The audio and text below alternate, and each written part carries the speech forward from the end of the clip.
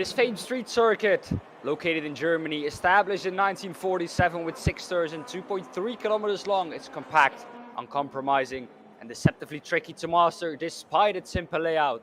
The walls are always close.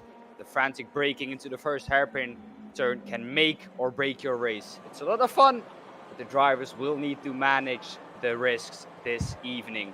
Welcome everyone to round 6 at the Norisring. With me tonight is Dean Biggles at production and commentating, and we're up for another good race. We should be, absolutely, as we're getting through the championship pretty deep into it at the moment. Once again, big thank out, obviously presented by JPB Broadcasting, and obviously our fantastic sponsors there, Esports Sim, Track Racer, 603 Autosports, Apex Tracks, 3D Wrap, digitalmotorsports.com, and GP Box. So make sure you'll look out for all them. All that information, of course, is provided in the wonderful description here at Crest Autosports, just below where you are. And welcome everybody in the chat. If you are there, I'll always be looking at the chat. That track, as you'd mentioned, we'll go over that street circuit. 6 turns, mate. Lots of loud pedal and lots of braking. Yeah, I think we saw in the first race we did at Watkins Glen, it was an absolute slipstream fest. We didn't know where to look, basically. And as you can see, it's a chicane, or basically a stretched out chicane, and 2 hairpins. And that's basically it for the drivers today. So, but the walls at every hairpin, they are so close on exit. And to get a quick lap time, you need to be right up against those walls. So it's going to be tricky for the drivers. Yeah, exactly, those walls. I guess something about that. So we will go through that exactly. The walls, I always say the walls take no prisoners, but I'll talk about the walls as in taking them out to dinner and buying flowers and stuff later. We'll do that during the event. Of course, the event, which will be coming up soon. We're a little bit delayed tonight, so we're not right on the UK time. I'm not even in the UK time, and you're not in the UK time, but there it is. Qualifying, we'll have 15 minutes of it. Then we have our first race, and we have a second race, and then we have a third race. You want to go through what happens with those grids for the other races? Well, race 1 will be, of course, the qualifying result. They will line up on the grid as they qualified. Race 2 will be a reverse top 12 from the result in race 1. And race 3 will be a reversed top 18 from the result in race 2. But that is not everything. There will also be a new ballast in race 3 applied for the qualifying result. We'll get to the ballast a little bit later. Because, yeah, we will, because we're going to go through what are these beasts that'll be driving on the track at the moment. Yeah, we have an Alfa Romeo Giulietta, an Audi RS3 LMS, a Cupra Leon Competition, Honda Civic, a Hyundai Elantra, and a Lynk & Co. 03. Excellent. And as I mentioned, we're just over halfway at the moment, as you can see, in the Norisring. And then we head over to the UK. No more flying. We can just all hang out Silverstone, Darlington Park, Silverstone again, of course, Brands Hatch, as you can see. Well, mission. Previous race results. Then, Mr. Dan, how did that pan out? Well, it's almost been 2 weeks ago now, I think, or it has been 2 weeks ago since the last race. So, if you forgot, Artem Makarov won the first race. Behind him in Category 1 was Nenad Vladisavljevic. Tried my best. Ian Deeney in third in Category 1. The winner in Category 2 was Remo Schneider. Norbert Juhasz was second, and Rory O'Shea was third. Winner in Category 3 was Adam Locke. Stephen de Grevelaer in second, and Boki Obradovic in third. Fraser Rostons won Category 1 in race 2, but not overall. That was Rory O'Shea from Category 2. Ian Deeney was second in Category 1, and Alex Everitt third. Like I said, winner in Category 2, Rory O'Shea, and the winner overall in that race, Norbert Juhasz in second and third. Robert Stoughton first in Category 3 was Stephen de Grevelaer. Pedro Santos in second, and Adam Locke in third. Geoff Perkis won in race 3 and also in Category 1. Alex Everitt came second, and Neil Crave third. Norbert Stoughton won in Category 2. Remo Schneider was second in Category 2, and Rory O'Shea third. Winner in Category 3, Georgia JJ, Stephen Labon in second, and a first name that I'm gonna do my best to pronounce, Jovid Sanders came third in Category 3. Some difficult names in there, Biggles. Oh yeah, that's been tricky all season long, and I'll never get 100% correct, but that is what it is. That's the reason why I'm called the Biggles Butcher of drivers' names. Now, in the top category there, the CA1s, of course, the man that puts the show on behind the scenes is Mr. Alex. You want to go through the rest of those names? You're doing a good job. Keep up the roll. Artem Markarov second, 142 points. 2 points behind him, Vlad Tatara. 5 points behind that, Ian Deeney. It is looking rather close from P2 to P4. Geoff Perkins in 5th on 129 points. 6th is Neil Crave on 112. 108 for Fraser Rostens in 7th. Nenad Vladisavljevic in 8th on 93.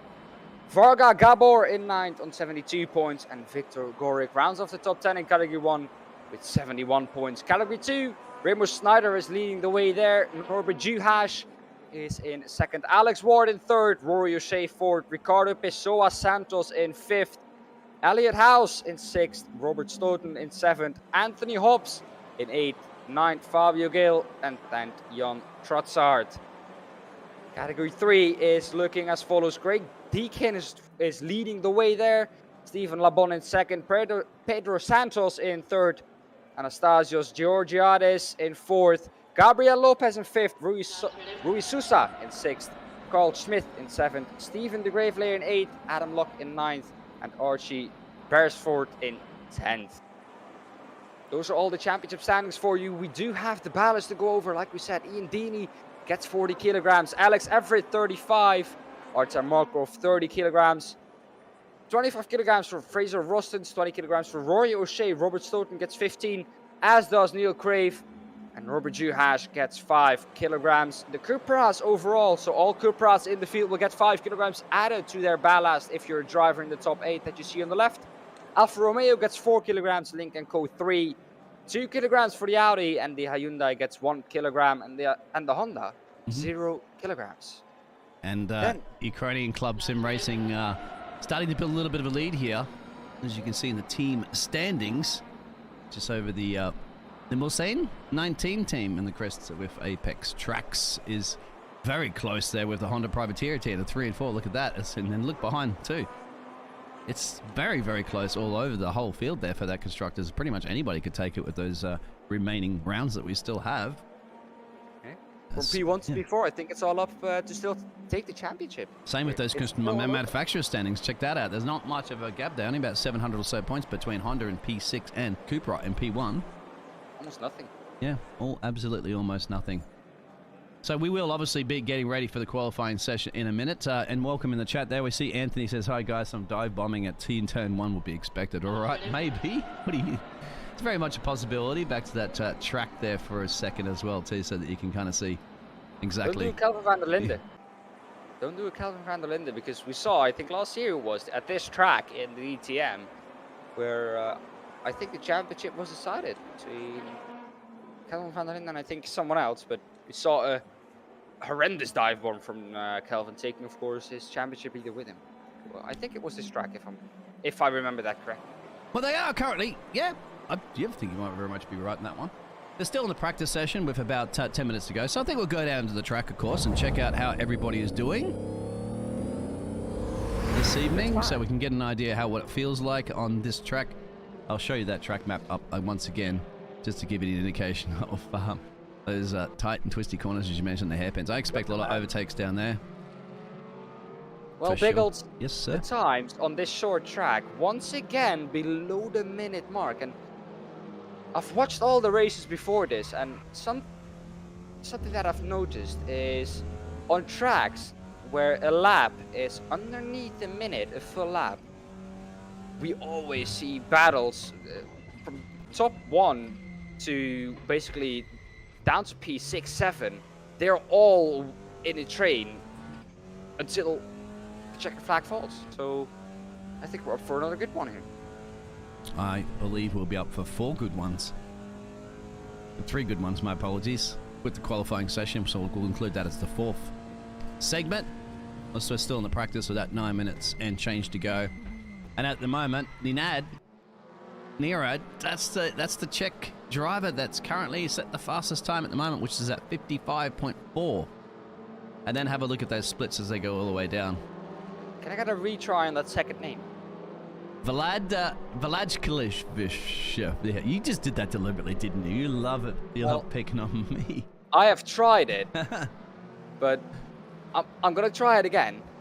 Vladisavljevic. Ooh, I honestly think that's a thumbs up. Give us a thumbs up out there in the chat if you do believe that that's. Yeah, I think you're pretty good. Pretty good. Yeah, and you're in Europe, okay? So yeah, you should be better at pronouncing European names. I'm from Australia. We do have a lot of European names in Australia, of course, but I don't have to pronounce them very often. I would love to live in Australia. I'm just scared of all the wildlife at least. The spiders, the snakes, man, I couldn't comprehend with that. That's all right, mate. You learn to live with them. Just make sure you check your shoes before you put them on.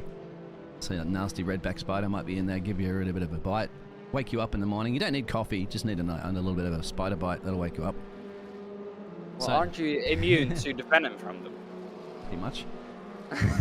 The lad, I haven't been back in a while, but so probably scare me when I see him.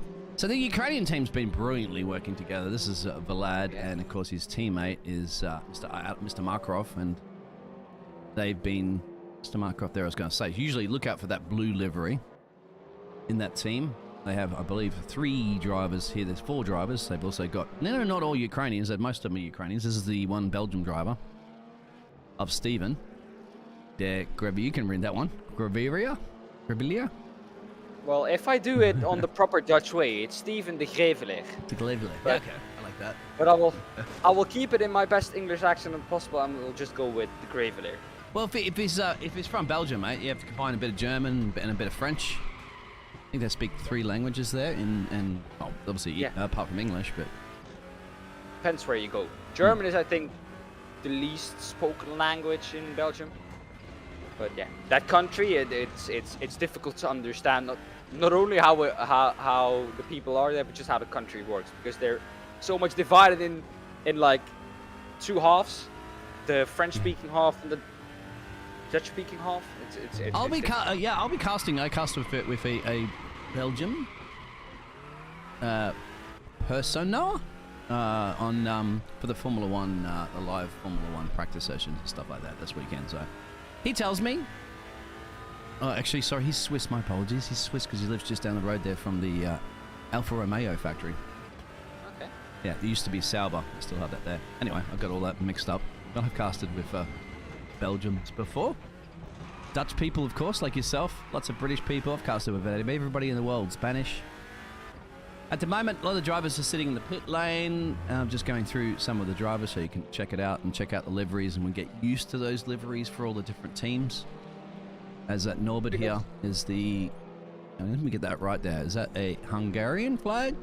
Yes, it is. Excellent. I am, for some reason, good with flags, but can we go back to a Lincoln Go car? I have some information about those cars, and that is in real life, because which I car? think not Which too driver? long ago, Lincoln Co. Just a Lincoln Co. car. It doesn't matter which driver. Okay. I'm trying to find that one that's on. Here we go. There's a Lincoln Co. These cars in real life, they have actually withdrawn from the TCR League. Really? Why? Because there was something wrong with the tires, and they couldn't get the tires to work. They had numerous punctures, and there weren't so many cars in the competition, in the championship. So they chose basically all Lincoln Go cars to all withdraw together. That's interesting. I thought I'd just throw it in there because the people that are watching this are probably also interested in the real life WTCR. Oh, that's good. No, of course. Everybody loves in motorspace. I do see a manhole cover there around one of those corners. I'm wondering if that thing's going to come loose and start flying around. That was one of those turns up just before.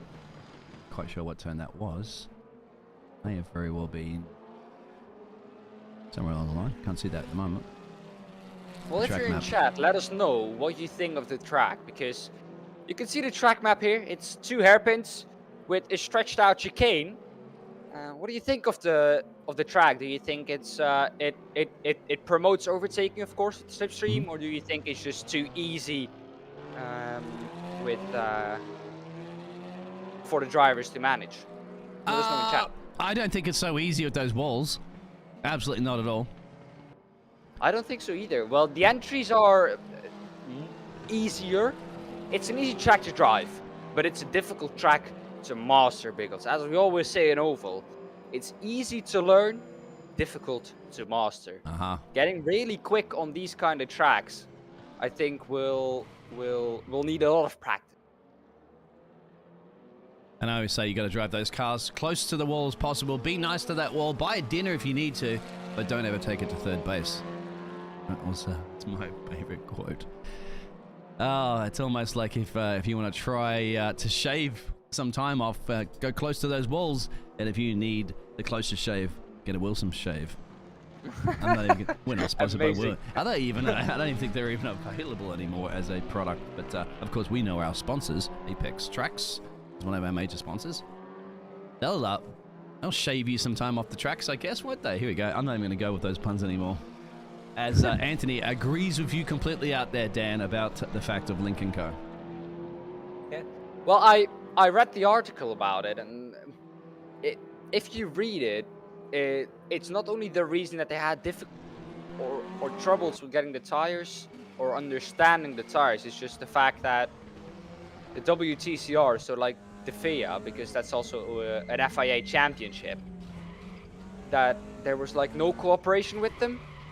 So they felt that basically the Link & Co cars, because they weren't with that much cars, that they were kind of like left out of all the conversations, and they were kind of like an outlier. So that's one of the reasons why they withdrawn from the championship. I thought that they had, because they had 45 kilograms of ballast added to their car. There's that manhole cover I was mentioning. Nobody's hit that yet. I'm just curious to see what's going to happen if they do. Oh, I tell you what, right now, Roy, do you see those marks on that wall right there? Yeah. That's where you're going to get your Sharpie out and sign your name if you ended up hitting that too much later on. The wall of that'll be the wall of champions around here. Or not you can see all the scrapes on those walls. Even the inside wall right there, see that as well? That's definitely where you're going to expect to see some of these drivers visiting there, starting some paint there, knock a couple of mirrors off, dent a bit of the front end. Well, these drivers will do everything to win, and if they can save a little bit of weight by shaving a wing off and making the car a little bit more aerodynamic, trust me, they will do that. And look at that. You can see how close it is. Getting so close. I tell you what, I'm in trackside right now, mate. I think we probably should leave the casting box and head right down there and sit right at that corner with our microphones in our hand and get ready to jump back from the fence when the car goes into it at about 100 miles an hour, I'd presume, at that speed there. Well, give me a minute and I will do trackside commentary. Yeah, you're going to hear Dan just like go, hang on a second, Beagles, bang! He just like jumped back from the fence there as the car's plowed into it, the carbon fiber flying off. Make sure you have eye protection. And ear protection. And ear protection. Cars yeah, Dan, we kind of need you here, mate, so don't get too close to the wall, okay? Definitely don't stick your feet out over the wall. Keep your hands and feet outside of that wall at all times, please. Maybe I will try and get a signature of all the drivers. This is a challenge. You'll definitely be some. And see, that's one thing when there's one car going around there, but when you're going to have 2 or 3 side by side, and that's when it's going to become very, very interesting. And these guys, if you have paid attention to the previous 5 rounds, they do get elbows out. These cars are tough, as you know. They can take a little bit of a beating and a bit of bumping and grinding. But then again, one thing they can't take too much, or they don't like, of course, is spinning around. And we've had most of the tracks before, as you know, have been runoff areas, haven't they? They've had a bit of grass and a bit of sand to travel into. If you go too wide, or you get pushed out wide. Here, you pushed out wide, you're pushed into the fence. Yeah, and it has kind of like a street track characteristic to it. You think? Yeah, for sure. Yeah. It is. But it's a dedicated track, isn't it? It's not a street circuit in a regular configuration. Oh, it is actually. You can see the arrow. So yeah. Yeah, it is. It's a street circuit. Yep, you're right. Partly. Yeah. All right. So that's it for our practice session, and now it's dress rehearsals are over, boys and girls, ladies and gentlemen. The stage is now set. And this is going to be your opening night show. And your opening night show, of course, is going to be the one to see who puts on that best performance. And your best performance will equal a pole position for the race. Well, because I want to talk about one last thing before we get really into qualifying. There are 2 popular lines you take around this track. Well, who would you like to go on board with? And we'll do that. We'll go on board with one of the first drivers that are coming out at the moment. So let's probably go on board here with Nalad. Well, what you see... Well, Vladislavljevic. Well, what you will see drivers do is they will either try and take the normal racing line, clip the apex on the normal point, or you will see, as we I think see now, yes, that's a beautiful illustration there from Vladislavljevic. You will square off the corner a little bit more, and he will try and get the car as steady as possible, as early as possible, to get as much exit speed as possible. It will lose you some time through the corner, but you will gain all of that time back on the straight. Those two racing lines, and I'm not going to say which one is faster, but yeah, they are so close to each other compared to, if you compare the two, that it's, yeah, it doesn't gain you heaps of time if you do one or the other. It's just which you prefer. The racing line is faster than you. Confirm, Fernando. But welcome along, everybody, for our first only qualifying session, of course, here this evening for our 3-race event that will be coming up after. And this is definitely round 6, deep into the championship, just over the halfway point right now. Will be your commentary team, as you can see up on the screen at the moment. They're Biggles and Dan, misspelt with the 2 A's. My apologies, he is Dutch, so they add 2 A's to his name. But yeah, Dean Biggles and Dan the Man. There you go. That's not calling you Dan the Man. So yeah, Dan Banan. Dan Banan. Whatever. Whatever works for you, mate. Whatever floats your boat. And look at this. Look at the different racing lines you mentioned there. So up the road, one of the Ukrainian racing teams. So just we're still on board there with Look how much you can see. 19 thousandths of a second just from Alex's time. Who else would you like to ride on board with? Those drivers are still putting in some times. Well, I think we can stay on board with Vladislavljevic here, because he's improving once again. A purple Sector 1. Let's see what he can do in Sector 2. I think he's going to be purple here once again. Yes, he is. He looks to be on a flyer at the moment, Biggles. It's a different racing line again. He's taking it much more sharper, but he's going to get a toe. This is the toe you're going to get down that main straight. That's going to help him. Which is right there. That's an example of it. Look for the little green dot. That's the one that across the line. Yes. And that's an improvement. He goes pole position with just a 55 seconds. 0.534. Now he will get held up a little bit. I think he will want to lift off there. Either go back into the pit lane and try and get some new boots and try again. You want to see the other drivers out there? Of course, Rory Fraser goes up into P6. That's Fraser Rostons. Pedro Santos. We still have a couple of drivers that are still yet to set, and sometimes sitting back in the garage. Got one of them is Gabriel Lopez. That's just set a time here for the Colombian driver. I can get those Spanish names better than you can get. Then I think that I can get those European names. That's for sure. Because I live in a Spanish-speaking country. Gabriel Lopez. Let us know we did that better. Yeah, and this is on a JC here. Cumano, because the N is an N-A. Cumano. At the end, you got to put an emphasis on it. Oh, anyway. Cumano. I think I could get that Spanish. A couple of Spanish drivers, of course, but Portuguese, of course, there with Ricardo. Pessoa Santos. Well, I would just say Ricardo Pessoa Santos. There you go. You got it. Got it, Santos. And who else are we looking at the moment? That is, okay, I'm going to give you a lovely driver name to pronounce. And I know that James has got it right now. Let's see how you go on this one. Anastasios Georgiadis. There you go. A lovely Greek driver. I love those Greek names. They're just absolutely amazing to read. You get it right. They just roll off the tongue. Yeah. You get it wrong, and the Greek driver's looking at you going, "What did you just say?" Yeah. Well, I've had a Greek guy in my class. It's cool. Mate, the names, they are amazing. Oh, he did slap the wall on that one, didn't he? Yeah, he did. A crunch. He did. That's not going to help his lap time. I think that will be him into the pit lane to try and get that repaired. Mm-hmm. Try with a fresh car, but you will finish the lap here. Yeah, I've gone back to Vlad at the moment because we know that these Ukrainian drivers... Oh, he's also tapped the wall as well. Yep, let's going to see, but he's got a few laps on his sleeve. Whether or not be enough damage to commit, because he hasn't put a time in, and I expect he's going to be up the top of the timesheets with his fellow countryman there of Markov, because Markov once again has just beaten our Croatian driver and by 43 thousandths of a second. So let's see Vlad whether he has enough damage in his car to do something about it. He's a top 5 driver easily, as that team is just slightly leading the champion. Look at the exit speed entry. You got to hug the apex like your favorite grandma, as Martin Brundle would say. Well, if you want to get the quickest time out of this circuit, it's getting as close to the walls as possible.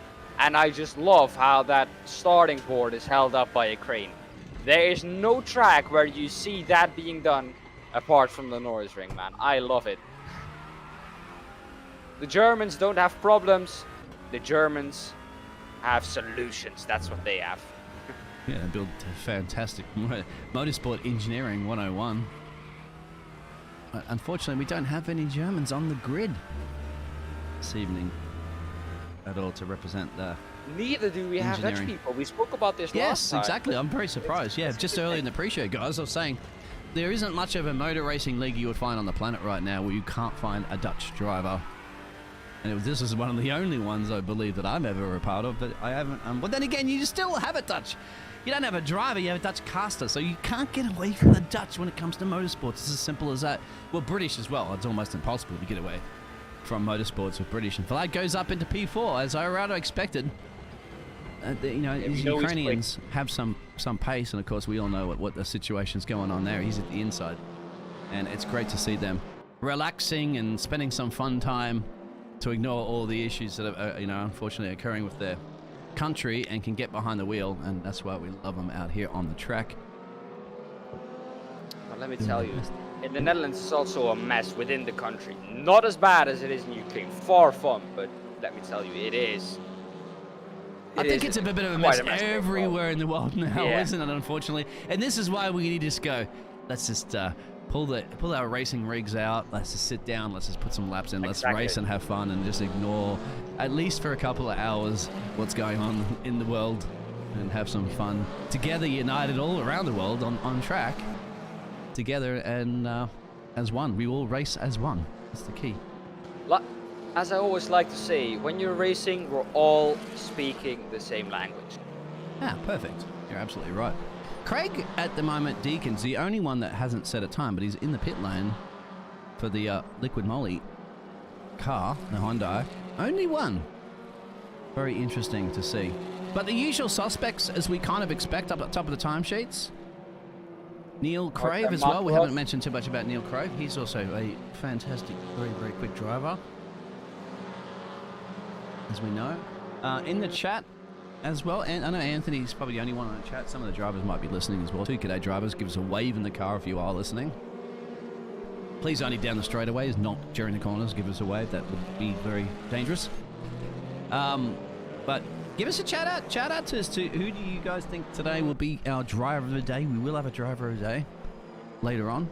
I have to remember me about that one too there, Dan, because James is not here. Usually James will be casting, but James is on a holiday.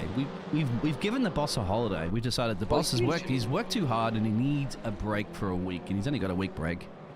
He'll be back. He's casting, but I think us two was planned in for the rest of the championship. Okay, so no matter what happened, we're giving him more of a break. Well, he's actually usually casting other things at the same time as well too. He's a busy man. He can't cast two things. If he could cast two places at one time, he probably would. But at least he's getting a break, so shout out to James, of course, on your mini holiday. It's much deserved, and of course, when he's back, James is going to be back with a vengeance. More and more casting, of course, that you're going to find for the JPB network. Just having at the moment, Biggles, a second gap from P1 to P15. How close do you want it? I want milliseconds, please. Oh, if that would be the case, man, that would be awesome. I don't think we're going to see that. Well, we have like 34 thousandths of a second from P1. Our time Macross to P2, I think Nino Vladisavljevic. Love that name. They just roll off the tongue. I do. Like you said. I absolutely do. I think I just realized something with the cameras that I've got here. So I'm going to talk to some of those camera operators. I need a TV camera. That's not the best line, Fraser Rustins. You smashed that curb. You don't want to be doing that. That's going to lose you a little bit of time. Look how close you get to the inside wall. Ooh, Here as well, that no one has clipped that inside wall. I think a lot of the marks on the outside, or at least some of them, are from people that clipped the inside wall and then just broke their steering arms and then just have gone on straight. Yeah, past there. See, look at it. See how he turned in and he realizes I'm going to hit it and then has to overcorrect it. Of course, it's going to cost you time, but it will save your car 10% off the damage insurance. Oh yeah, it's a hefty repair bill if you crash one of these cars. Of course, the drivers don't have to pay for that themselves usually, but let's see what Fraser can do, because I think they've already paid for the tracks and the cars, of course, in oh yeah, race room. But thankfully, that's it. You don't have to continually pay for it. I love this little hairpin section through there. That's gold, if you can see on the track map as well. It does. The track map, because it's a very short track. It looks like it's a big swooping corner, like you got plenty of time to go through there. But as you can see, it's short. It's very short. Yeah. It's just swing it to the left and swing it to the right, and shake it all about. Hopefully, not shake it all about too much. Well, Fraser Rustins, 2 green seconds, should see what he can do across the line. Pole position time currently, that has been improved at 55.378. He goes up to P13. Yeah. 56.284. I want to keep an eye on this, because this is now getting down to the very, very business end. Now, I wonder if, because there's all these drivers up here are very, very capable. We can look at those big names there, of course. Vlad, Markov, Everitt, Tara, Crave, and our Greek driver of Georgiadis. But yeah, I think any of those contenders in the top 7 are very capable of getting pole. Now, I'm going to throw out everybody's capable of getting pole, but realistically, let's say historically, they're the ones to look out for with a couple minutes to go. Yeah. Who's the one they'll throw? And I guarantee you, down in all of the years I've been casting, street circuits, the place you always want to be is pole position. It's more important, pole position on a street circuit, than it is in any other track circuit. It's hard to overtake initially, and you want to get a runaway, and then just hope that there's like a whole bunch of, massive crash or something like that behind you, and then get a nice big gap. And so far we've seen all season long here at Crest Autosport is the driver that gets away early in this race becomes almost untouchable down the road. I am not going to agree with that on this track. A lot of street tracks, yes, I would fully agree with you. But if you look at this track, the first hairpin turn, like I said in the beginning, it can make or break your race. And man, it's long straights. You do not want to be the leading car, giving everyone else slipstream, I think. But you do have to remember, of course, that real quick, we do have multiple races, and we do going to have reverse grids, which makes it even more harder, as you know. If you actually look at the itinerary real quick there, you can see. So we've got race 1's 15 minutes, just 15 minutes, and then again, 15 minutes is going to be a lot of lap, isn't it? A lot of lap time around here, because of the fact that they're short. What are we? 55 seconds a lap, So 15 or so. Are we looking at? Oh, look at that! Alex Everitt improves with the qualifying results in for you. Nenad Vladisavljevic takes pole position for race 1. Artem Makarov takes 2nd. Fabio Gil in 3rd. Alex Everitt 4th. Vlad Taitara in 5th. Neil Craven 6th. 7th. Anastasios Georgiadis in 7th. 8th is Geoff Perkis 9th. Remo Schneider 10th. Norbert Juhasz, David Graveler in 11th. Pedro Santos in 12th. Fraser Rustins 13th. 14th. Alexander Nagachenko 15th, Alex Ward, 16th, Rory O'Shea, Adam Luckin, 17th, Ricardo Pessoa Santos on 18th, 19th, Carl Schmidt. That one is for you, P20. We'll just call him JC then. Gabriel Lopez in 21st. And Craig did, Craig, the only driver yet to set, the British driver did not set a time at all. So some technical issue down there in the garage, but we're going to be underway in a second. There's going to be a little bit of a warm-up. Not that I keep wondering, that's just what's set for a warm-up is Markov and Alex decide to get out. Alex actually gets out pretty early here for that 2-minute warm-up. That's all it is. I thought they were going to collide there for a Yeah, second. exactly. Oh. So But I have to is say, this a I do sign have of a things figure to come already? Before we've even got out on track? Alex has gone back in immediately, actually. Fraser's the only one that's decided to... Do you have a favorite livery in this field? What? I have number 31, the DHL 31. car, and that's one okay. reason. And you will maybe see it during the cast, but it's quite obvious when you see it. Yeah, I did see that. That's because I was actually featured in the Formula One DHL cast commentating challenge there as well. So, DHL and myself, we're on time all the time, every time. Who's going to be on time? Finish a race. You did that one as well. Yes, I did. Oh, yeah, I didn't win it, but I did. I had the opportunity, the luxury. I reached out and I casted with Jenna, that won it. She won it. She got flown over there to meet David Croft and everybody at Formula One, and I had an opportunity to I said, "Do you want to cast an esports race with me?" She said, "Okay." So that was her first casting of an esports race, and she's a brilliant caster. She needs to do more of it. She's studying in the Philippines currently. She's from the Philippines. Anyway, that's about Formula One. We're not about Formula One here. We're about these babies on track, of course, are the World Touring cars. Well, if you just go on board with the number 31 for a second, I don't know if it's out on track. No, I don't think so. So we've only got... By the way, numbers are a little hard for me to see, so that's an interesting one. Nina Vladislavljevic Not on track. is in that car. Not on track, but is it? No, right there. There you see That's it. a Look at the livery, flag but yeah. of 31. There's his teammate right next to him in the 17. Okay. I have to say, love that livery more with the black in it, but just because there's a That's Dutch right. flag above the 31. And there's 3 of them, all I believe. Is it the 22 car also on the same team? Or we'll find out. That's it. But No, because that's not the same thing. Ah, okay. All right. So they've gone back for their little warm-up session. Barney, the flag man. It's not Barney. Barney's the flag man for iRacing, as you know. Hopefully the stream is okay. I'm getting a little bit of a flashing yellow. It is. It is. Okay, great. I think the flashing yellow is just letting me know that we're about to get ready for our race, as they're going to be gridding up. We are on grid. Isn't it amazing how the teams just crane the car and just drop it straight in the grid slot? So efficient. Oh, yeah. I can't, Only if that was possible in real life. I hope this counts down pretty soon, because I have no opportunity of choosing anything right now with our cameras that we have up here in the casting box, so these buttons aren't working for me yet, mate. Hopefully they will in a minute, because if it's counting down right now, I cannot change the camera. We will work with what we have. Yeah. 4 seconds to go to line up for the drivers. All right. And we will go Think we're good see now. the 5 red lights. They're on. A long way for the lights to go out. It's lights out and away we go for race 1. Nenad Vladislavljevic starts from pole position alongside him. Arsen Makarov looks like he got a very, very good start already alongside him. Looking to challenge him into turn 1. The hairpin, so a good overtaking opportunity. Down the inside goes Arsen Makarov. But a lot of drivers almost 4 wide into the first hairpin. It's a good overtaking opportunity, like I said, but it looks like, Biggles, for the moment, we all got through clean. It got through. That's the important part, wasn't it?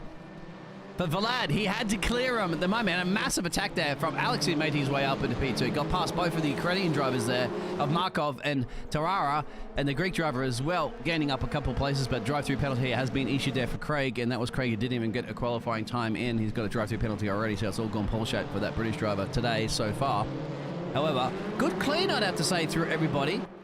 Go back a little bit further here. Norman is putting some massive pressure on his teammates all around him, of course, but fantastic racing so far. Everybody pointing in the right direction. 3 abreast, perhaps, down here. A little bit too soon to be eager, of course. 13 minutes still remaining in our first heat race. This is coming through the hairpins now, and the outside line can work if you get a good exit speed. Yep, there's bumping and grinding, of course, but himself and Jeff that's right behind. Let's go on board with Jeff and feel how it is when you're just surrounded by not only walls, but cars.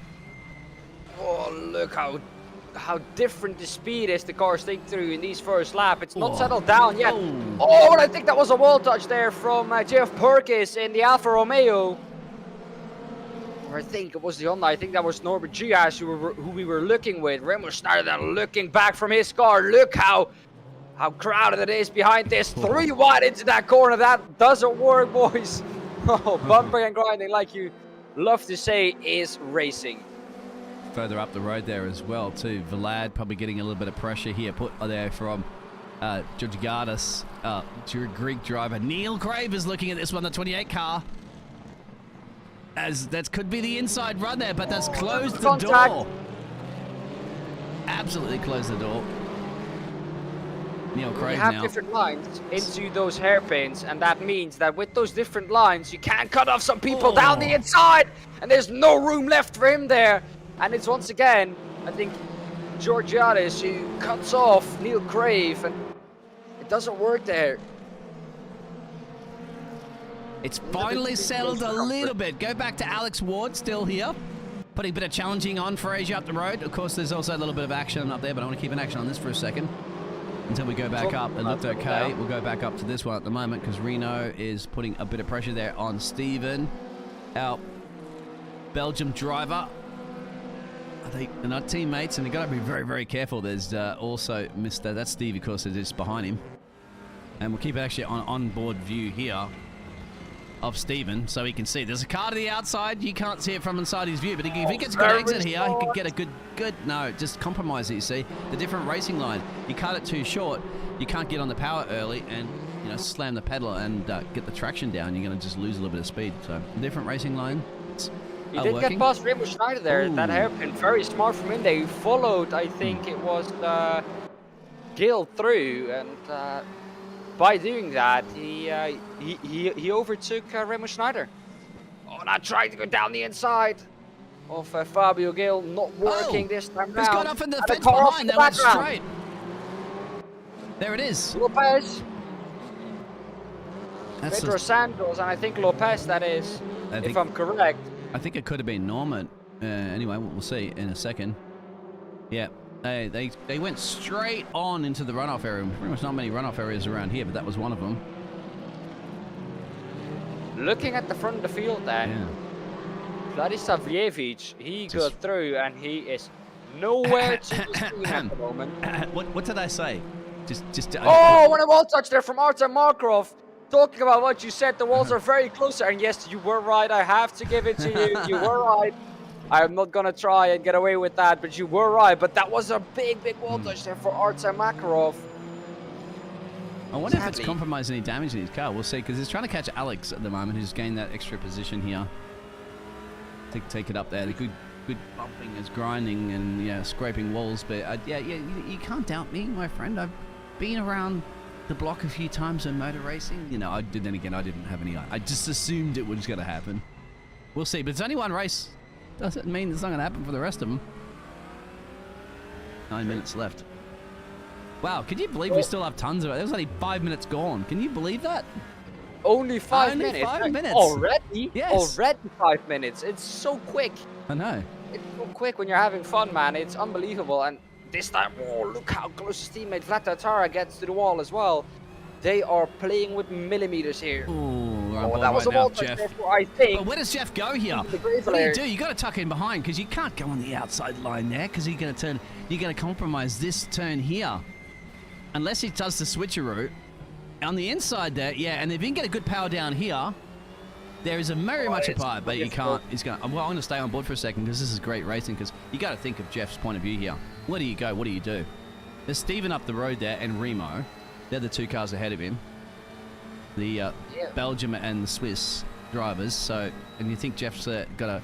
What would you do, mate? Just sit back and relax and wait for an opportunity, or go for gap if car? Go for gap if gap there. Okay. That's what I would do. Confirm.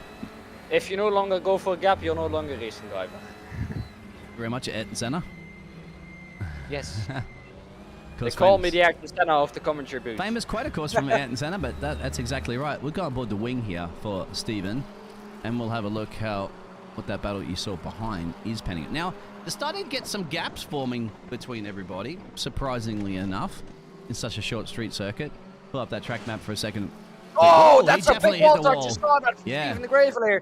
And that compromises his exit speed and probably his whole race now, because that was quite a hard hit into the wall. And that means that he now is demoted to P9. Could be to P10 if Geoff Burgess finds his way around as well. But Remo Schneider now being attacked again by Stephen the Gravelier. Doesn't seem like that wall touch has lost him a lot of pace, but it definitely lost him some speed in the moment. As now Fraser Russell is looking to close up to the battling pack ahead of him as well. Yeah, it is. You can hear the crunch. It doesn't visually look like it on the car, but I guarantee he probably can feel it because he lost a place there, lost a lot of time. Under massive pressure from Jeff. This is Jeff at the moment watching it, and that's see how much he's lost a little bit of speed. It's got to be damage. It doesn't, once again, visually look like it, but you can see the pace difference between the cars and the drivers. Down the inside now, Geoff Burgess, is he going to make it? He will try and get the better exit to keep out of the wall. It almost looks like Jeff is on a keyboard, if I'm not mistaken. Look at the small, minute turns he's doing. I would imagine how difficult it would be on a keyboard on this, but I have seen fast keyboard drivers before. But you see the minute turns? If he is now on a wheel, you have just ruined this man's driving style. No, I'm saying if he's not on a wheel, he's doing an amazing job. I was just looking at the steering, just turning a little. No, it looks smoother now. I think it might have just been some netcode. Could be. Yeah. Further back, certainly action at the back here. And he could be an overtake here between Ricardo and I think Adam Locke. Oh, not a good point to go side by side through, but they keep it side by side and they make it. And now I think it's Ricardo Pessoa Santos who gains that position now, looking to try and go ahead to Alex Ward. But that gap, Biggles, already up to 4.8 seconds from P14 to P13. That is quite a big gap on a street circuit like this. He lives back at the back of the field here between JC, Norbert, Pedro, and Carl Smith. I think it's a little bit further. That's the four. Believe it or not, these are not complete. They are at the back of the field currently at the moment because we have two drivers out. Rory's actually out and Craig was disqualified. So these are battling for the final positions. And they're not yielding, of course, because guess what? You end up later on, if you can get a little bit higher up, I think in the top 18, reverse grid. It's going to help you out for the upcoming races. Yeah, look at the different slide, the different lines into the hairpins then. Like I said, there are so many different lines you can take into the hairpins here. As down the inside goes Carl Smith now. Can he make that move stick? Yes, he can, and he's passed now. But there are so many different lines possible through the hairpins at this track that, as we saw at the start, you just see the field spread out wide and then all come back together when they try and hit the same apex. And that's where usually the look at this. Why is Jeff flashing? That's Jeffrey here. Maybe to let them pass, but you don't have to let them pass. They're battling. It might have worked. Yeah, I think it did actually. Jeff did get past. Is he throwing Stephen off? But then again, Stephen could be flashing at the moment to Jeffrey. Further up in the field, it is getting very close here at the moment between Markov and Vlad. But once again, they're teammates, so they work together as teammates. Problem is for them, Alex is up the road, as well as Vlad up the road. Now, Vlad's way up the road, 2.3 seconds. I think this one's for Vlad to win because he's 4 seconds and change down the road. His only enemy on track right now, or his competition on track, of course, is the wall. That's it. The wall's plural. They're the only thing that could destroy his chances of winning this first round. If you get too confident during the race, the walls are there. We've seen it before, mate, Dan. We've seen it before in the past, not even in a street circuit, when the leaders have just gone off track and just spun, and it's like, oh, wow, you're all by yourself. What's happened? The pressure mounts once you get closer to the end to try and take that victory, and of course, the professional drivers like Vladislav Savljevic will not let that pressure get to them. But yeah, sometimes, because trust me, every driver feels the pressure, you do show a little bit of a crack under that pressure. And I think we needed to talk to him about how is he managing to move those pedals with his feet so still, so cool, calm, and collected. Look at that. He's so gentle with the pedals that you can't even see his feet move. That's how precise he is. Yeah, that's the key out there, guys. How is he also shifting up? Yeah, true. He's got sequential shifters on the car. You don't see it. If you want an idea, this is what I love about the nose cams. And just for a second while we have a break, of course, because there is racing going on, but it's not absolutely as quick as what it has been. Look at the speed when you're on the nose. Nose cams always give you an indication of the speed, doesn't it? Like, it's just, and especially when it turns in, like how close you get to the wall, look at that. Almost reach out and just give it a little bit of a wave and a tap. But look at that, he's not, you see at the moment, he has a 2.63 gap, but he's not dicing too much with it. He's not gambling the walls as much as what you probably need to, isn't it, to catch people? Yeah, and that is, I think, what Alex will do now, but still. Let's go back to Alex and have a look how Alex is gambling. Here he is. Here you see the difference?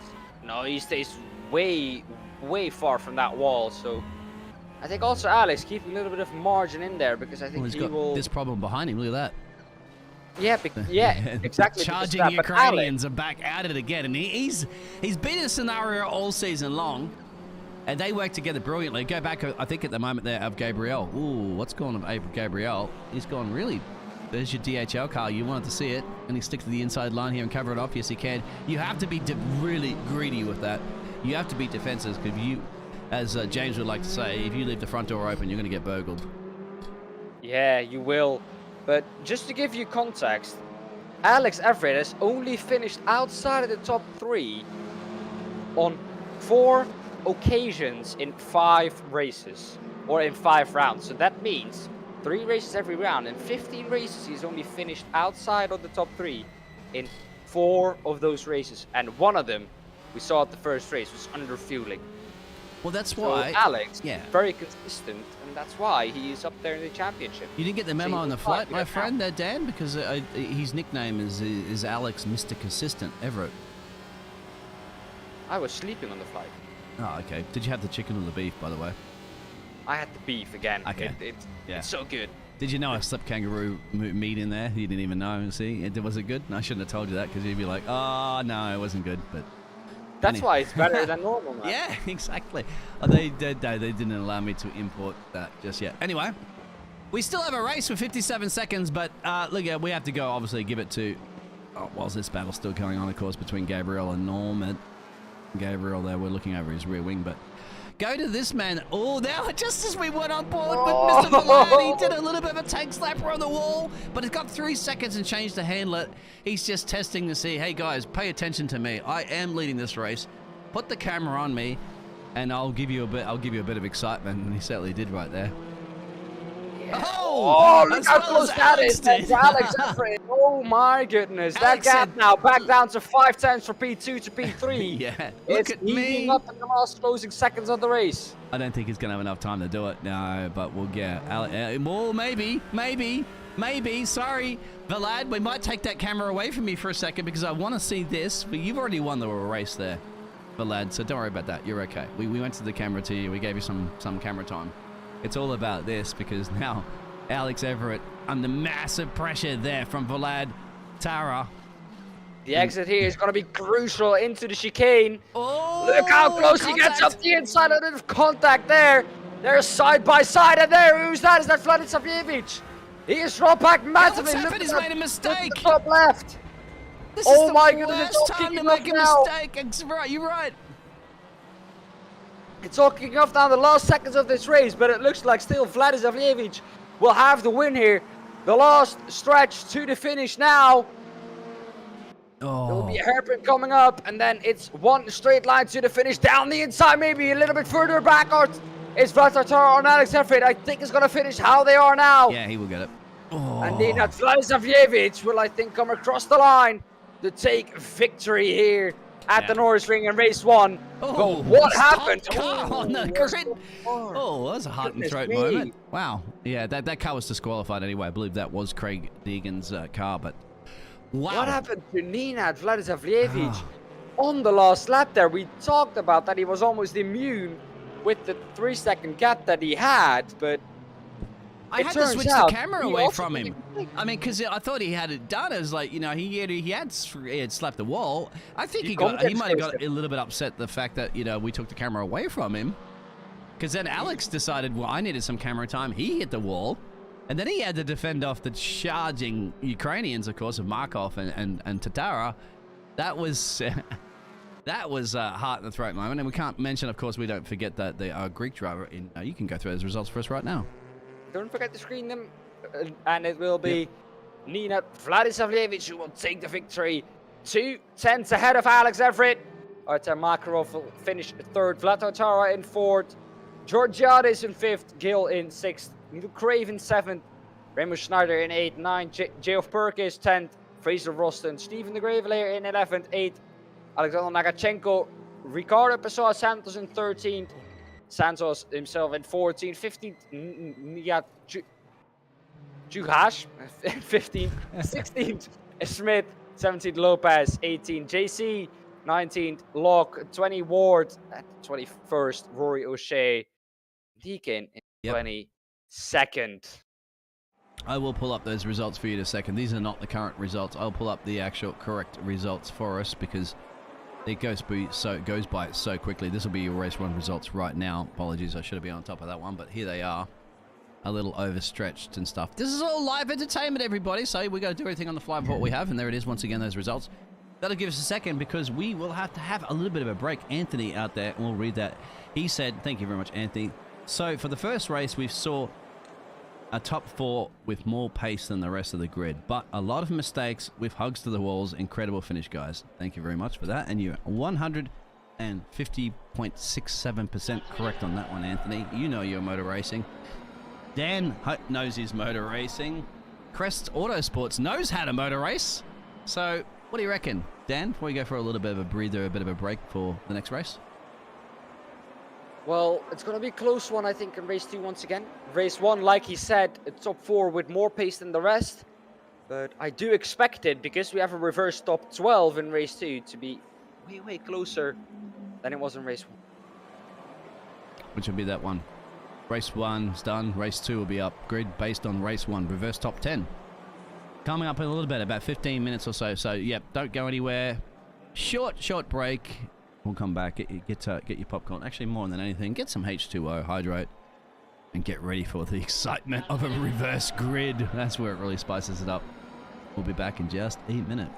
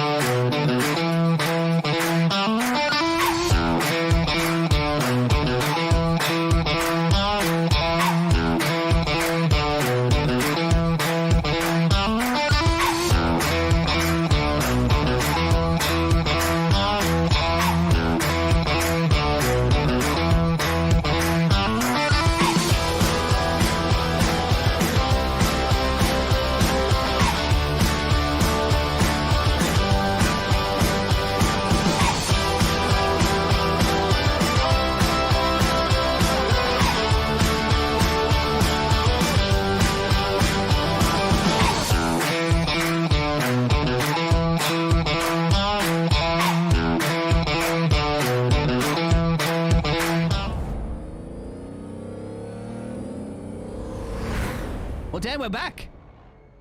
And we're going to get ready for the race 2, of course, with the reverse grid. Didn't show us a grid, unfortunately, at the moment, but as soon as that warm-up is finished, which will be in about 0.00 seconds, I believe it will be JC that may very well be starting now. JC's so quick at the moment, he's outloaded the camera time. That's how quick he is, mate. The photons don't even bounce back off his car. Isn't that amazing? That's speed. Oh, look how that's quick quicker that is. than the speed of light at the moment because light hasn't captured us.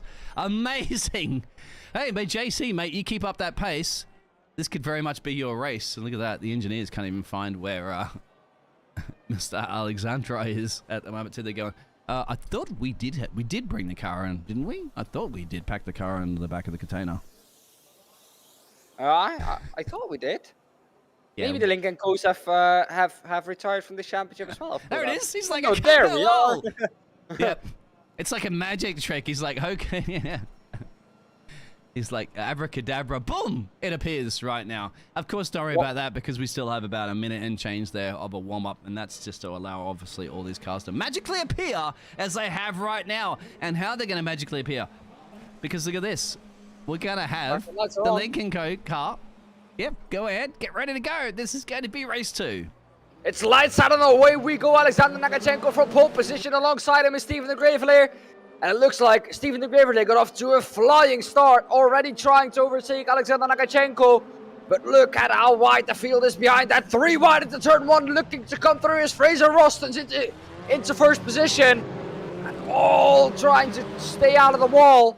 There's single file for the top 3 positions once again, Biggles. Unbelievable. This time they're a little bit more greedy, I have to say. Once again, because it's also a reverse grid. It's going to pan out a little bit differently of the pace. Exactly the pace that Anthony mentioned out there. So the top 5 have a whole bunch of different pace from that first race and what they had. Now we have to see how that pace is going to pan out, because it's one thing when you're in there and one thing when you're not. Further back, it's just greedy using the DHL car all over the place. This is the man that won the previous race. Look where he is at the moment. P11 trying to do something about what is up the road and what can you do about what's up the road, because there's not a lot of space to overtake around here. That's a beautiful switchback we just saw there from Artem Makarov. That loses Nenad Vladisavljevic another position. He started 12th, and he is still 12th after the first lap, so he will have a lot of work to do before he will get up to the positions where he was last race. And look at this, Remo Schneider all up against the wall. Who's that behind him? I think it was Alex Everitt in the Hyundai behind him. Yeah. It's amazing, amazing, amazing. We'll probably go on the board with Fabio and have a look at this from his perspective here at the moment. The Portuguese driver running in P10. Fabio Gil. Absolutely amazing. And I'm going to show you at the front of the field at the moment, because both of the... well, actually, maybe Jeff is really putting a bit of pressure on that. Oh, this Jeff is trying to bring it to both of our Team Ukraine. Again, we know it's the blue car. You can't miss them, the blue and the yellow cars. Running in P3, P4. Jeff wants to do something about it. He's got Neil for company right next to him, so this is getting spicy. Can he make a run here from Jeffers Jeffrey? Look at the 55 car on the inside. Will it be? It'll be actually the outside, because it's going to be switching over to the right, to their left, their left. Oh, there's contact. Wow, where did he get a bump from? Interesting. And further up at the moment, it looks like what's happening here? Oh, another touch. We saw another touch before we switched over. Sorry. And that was side-to-side contact. I think it's, my apologies about all the cameras going all over the place here.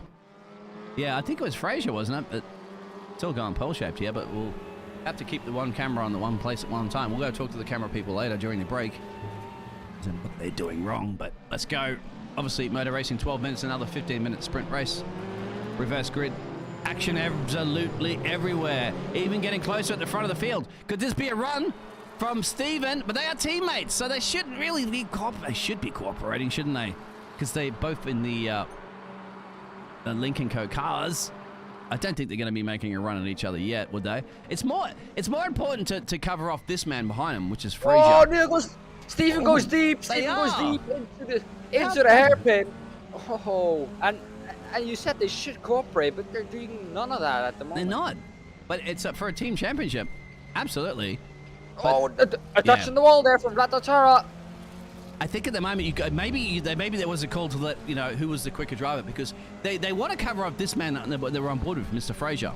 He's in a different team, so and he's got, if you look at it behind, he has the other Ukrainian team there, so he's in the sandwich right now, and if they work together as a team, they got to try to cover it off so that perhaps they can get a 1-2-3 finish for their team. And make sure Fraser doesn't, but Fraser's not thinking about that. Fraser's thinking about, I want to do something about this, absolutely for sure, and he certainly can. But there's also an issue here, because Alexander, at the moment, has got this man of Jeffrey right up his tailpipe.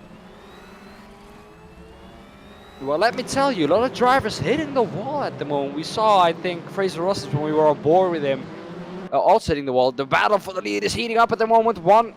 1/10 the gap is. They're almost side by side now.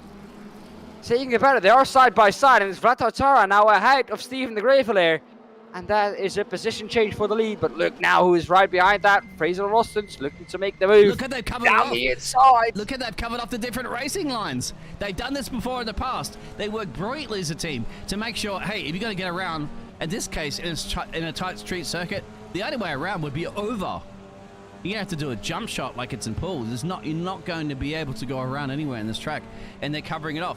The problem is, when they compromise their racing lines like that, the biggest thing that could work in Fraser's, in what will help Fraser, will be the fact that if they take each other out, if they collide, he can then he has to seize the opportunity. As you said, Ayrton Senna, if gap car, he has to at the moment. If he wants to win this race, they're not going to make it easy for him, but the exit here, yeah. Look at it. The exit here is going to be so much better than Stephen de Graveler ahead of him. You could see it coming a little bit deep into the first part of that chicane. And Stephen de Graveler now might lose another position, but that Cupra doesn't seem to have the speed on the straight. Down the inside now he goes. Yeah. Can he make this one stick? It does look like now this position done for Fraser Roston. They're still side by side. Do you know what they're doing, Dan? They're allowing this. They're working together because they want to get this man on board. Alexandra. They want Alexandra to get past Fraser. That's what the plan is. It's a perfect strategy. P1's off down the road now. Valad's off down the road. What he's trying to do is slow Fraser down so they can get this man in past. But look at that. Jeff has caught this. Jeff has said, not on my watch. He said, you can do all that planning you want. But that has backfired maybe a little bit. But I think that they're trying to target, obviously, a top three. And that's kind of not worked off because now, look at that. Alexandra's now dropped back to P6 there trying that maneuver. Hey, granted, I'll give him a few points for trying that one, but it's backfired at the moment. At the moment, it doesn't seem like it's working. The 100 car, you can see it there, drop down to 6th. But look how fierce the fighting is behind that. This is allowing, once again, I think, Alexander Nakachenko to catch up to them and overtake them once again, still in P6. But this is as fierce as you will ever see it. Yeah, absolutely. Anthony out there, it's basically I'm calling Anthony Ted, our pit lane reporter. Here we go. We'll get back to you in a second there, Ted. Anthony. Tony. Look at this side-by-side three. You like to see it, but somebody's going to go. Oh, they got squeezed in the wall. You had to get squeezed in the wall. Jeff got a little bit of a bump. I was going to say there's no room. There's absolutely no room. I mean, don't tell these drivers that. They said if gap car, if I don't know. We're on board with Alex at the moment looking back. And he's trying to put a bit of pressure on Steven up the road, but look at that. I don't know if he's going to be able to catch Steven. This is actually allowing Vlad to just pull a little bit of more of a gap down the road, 3 seconds. But hey, we've seen what happened, didn't we, before in the races, like the leader. You think that they're comfortably going to run away with this one, and then all of a sudden that wall comes out and reminds them, hey, welcome along to this track, my friend. Welcome along to Norisring. We don't take prisoners around here. You blink, you miss, you make a mistake, it's game over. You get punished for it. Well, we saw it in the first race. It's never over. That is Vladisavljevic down the inside, a little bit deep. That was a little bit too deep. A block pass, a hit and run, as we call it. And Neil Crave is now the next pretty up ahead of him. But Artem Makarov will not be happy with that one. But he's still happy making his way back up to the field, I'd have to say. He's got to fight his way to the field. Remember, and he just went one-on-one in a ring with a wall. And I tell you what, that was very close to getting knocked out, my friend. So do not box with the walls. If you do, it's going to be over rather quickly. Look how close they get to the wall. Artem Makarov now up into 7th again. Vladisavljevic here, we see him coming through on the inside. They are going hammer and tongue over P7 here. But Vladisavljevic will try and catch up as quickly as possible. And just real quick, I went back to Craig because I was going to say Craig Deakin, we haven't seen. He got disqualified out of the first race. He's back on track. And immediately as soon as you go to him, he has a bit of a contact there with Roy O'Shea. And this is back for P19, P16. Believe it or not, Alexander's out of this race. So I know I'm sure, but Alexander is out of this race. That was... I call him Alexander, of course, but he's out. That's the other Romanian team car. I mean, Romanian, sorry, apology, Ukrainian team car. This is Vlad leading this race by 4 seconds down the road, so absolutely no problems as long as he doesn't make any mistakes. This further battle with Roy O'Shea, Craig, Deakin now. They're still going tooth and nail at it. Further up at the field here, here's Remo Schneider. He's battling it out with Norbert just up there, but they are teammates, as you can see, the All-Link team cars. And they're going to work together. And then, of course, we're going to have to go up further at the field there because it looks like Alex is going to make a run right now there on Stevie. Oh, will he? Oh, down the inside. Will he make this one work? Will he keep? He should. He's got the inside line there. Yeah, he gets the power down. But then you have the straightaway. Move. Doesn't it? The straightaway right now. Look, that's the one coming up into the hairpins now. Left and right. Look how big the lead was. Right and left, my apologies. Oh, understeering on exit. Hitting the wall. So many people hitting the wall on the outside. It doesn't seem like it is compromising their race pace that much. But down the inside, Stephen the Graveler having none of it, looking up there. But he makes the corner and he makes the inside. And with that, that might be the position for Stephen the Graveler. Although he does have to slot in behind once again. But this is only allowing the following pack to close up to them. Yeah, following pack in the moment called being Fraser Rosens, Neil Crave. Also, Vlad's doing this party, and we know Vlad's won this one before. The first race winner has done it. And Stevie now, Alex, and there's contact. Just go aboard of Alex and look behind. Now, Alex got a bit of breathing space from this. I want to see how I want to see this, obviously, from our race winner in the first round. From his perspective, because he's got to look at all this and go, all right, something's going to go wrong here. And what am I going to do? Where can I go? Left, right? There's no up, down.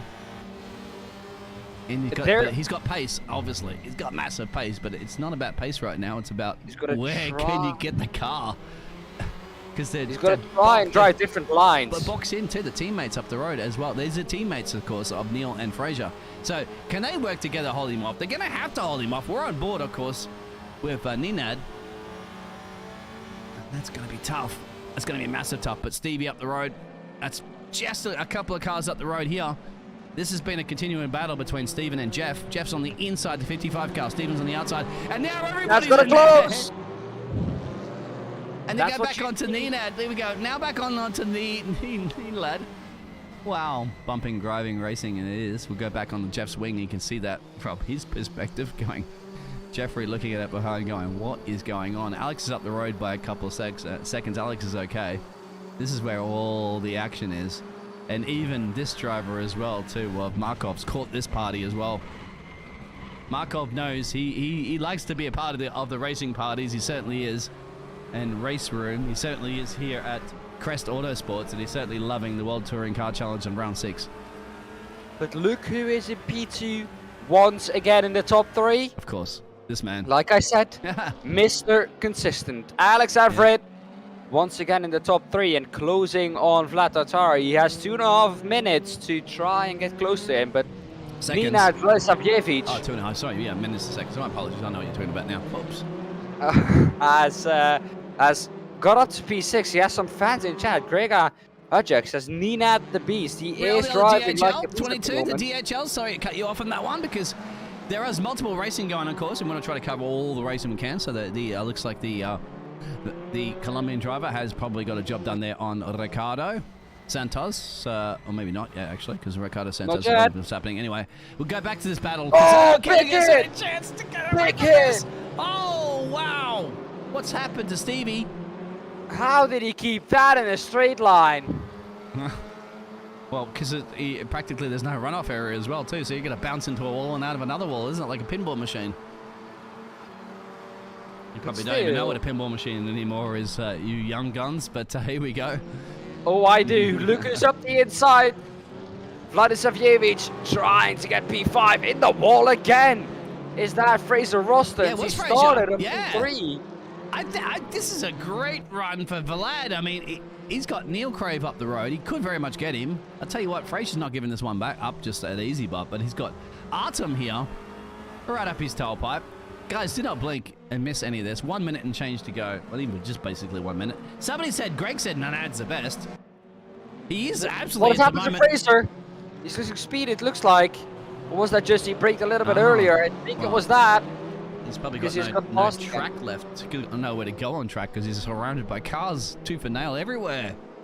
That's the thing. If you get overtaken here, you lose momentum, and instead of losing 1 position, you lose 2 or maybe 3 positions, as you can see now. Beautifully done for us here by Nihat Norman. by I'm Juhash. bored with Jihad. Yeah, Jihad, exactly.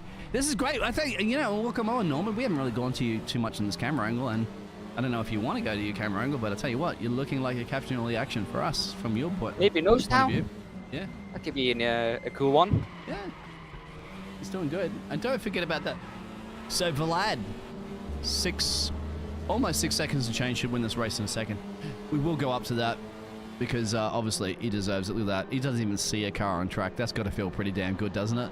Is he going to cross the line? Goes. There it is. Bang. Does it? Yeah. Wins race 2 here at the Norisring. A little bit further back. Alex Everitt did close up a little bit. Not quite close enough. A little bit further back there. Geoff Perkins in P3. Also clear. And then it is Neil Crave with Ninad Vladislavievich behind him. And it's 3 wide coming across the line there. I think that was yeah. Anastasios Georgiadis. They were a couple of side-by-sides across that line exactly towards the end. Always very difficult. Any more drivers? So I think this could be a little bit of a run here. This is up to Ricardo to try to do something, but are they still on track, or is that being called the race over? Yep. That's race over. Yeah, that's race over. Across the finish line. Uh-huh. So, wow. Huh. That's only race 2. Yeah, race 3 coming up. Well, like I said, it was at least a little bit closer in race 2, but here we have the results for you. Don't forget to screen them. Biggles, Vlad Totara wins the race. Alex Everitt in P2, Geoff Perkins in P3, Crave in P4, Vladislavievich in P5, Macro in P6, Ross in P7, P8 for Schneider, P9, Juhash 10, Georgiadis 20th, Santos, the Gravelator in 12th, 13 Gale, Ward in 14th, Lopez in 15th, 16th, Pessoa Santos 17th, Locke 18th, Deakin 19th, O'Shea 20th, Smith 21st, JC, and last but not least, we'll be revealing in a second, Alexander Nagachenko with a DNF, sadly. I wonder what happened with that DNF that he had as well, too. That's very, very unusual because he was definitely right up there battling it out. Once again, we have a bit of a break before we go on to our race 3 grid. Now, just to remind everybody about there's extra elements at play. If you've just tuned in, if you have tuned in, hello, g'day. As we have Anthony at the moment saying he saw a consistent Jeff for the first 2 races. You totally agree on that one. But how's it going to pan out? Because you got to remember there's a ballast that's at play, isn't it? So you got 40 kilos, 35 kilos, 30. The ballast will be different now. You're right.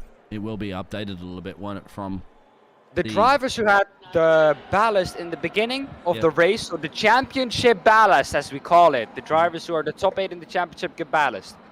That ballast is dropped for race 3, and the top 8 in qualifying will get ballast, or the top 8 in qualifying will get their ballast. So the ballast that the drivers had in the top 8, that will be dropped. So if you had 45 kilograms, that doesn't mean that you will get 45 kilograms if you qualify in pole position. On top of that, no, that will just mean that you will keep 45 kilograms of ballast. So the qualifying again was this, of course, if we go back to the qualifying results that I'm going to show you right now, that was obviously Ninad. So how does this pan out now? If you did not qualify in the top 8, then you will not have any ballast if you are a top 8 driver in a championship. But that will mean that Ninad Vladislavievich will have 45 kilograms. I think Artav Makro 40, Fabio Gil 35, Alex Everitt 30, Vlad Totara will have 25, then Alex Everitt 20, Anastasios Georgiadis 15, and then Geoff Perkins will have 10. I think that's how it goes, if I remember correctly. Yep. It's a little tricky to understand, but trust me, it balances things out. So it's we get more of the closer racing. You know that, don't you? From the very first race to the 3rd race, this is the race where it's all just completely like everybody's pretty much even Stevens completely when it comes to the round 3, which will be coming up a little bit soon because we have a little bit of a breather. I think once again, to get everybody a bit of a hydration and get up and have a stretch and get some water, I'll go back to our little up next screen. I'm going to turn the audio down so it doesn't blow your eardrums. Apologies about that one. But we'll definitely be back in just a little while, so please don't go anywhere.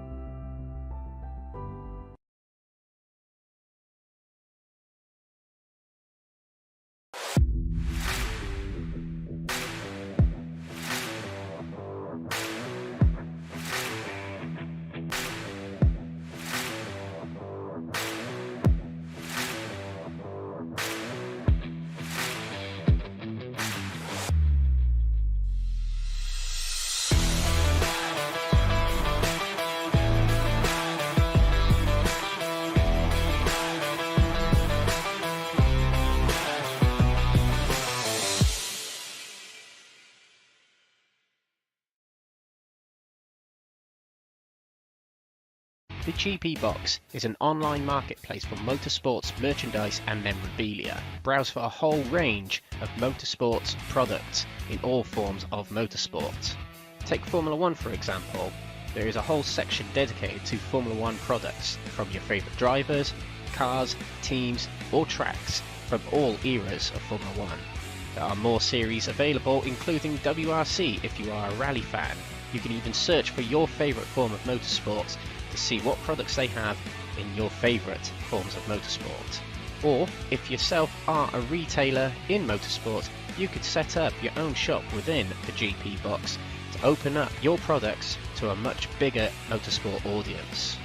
Find out more at thegpbox.com.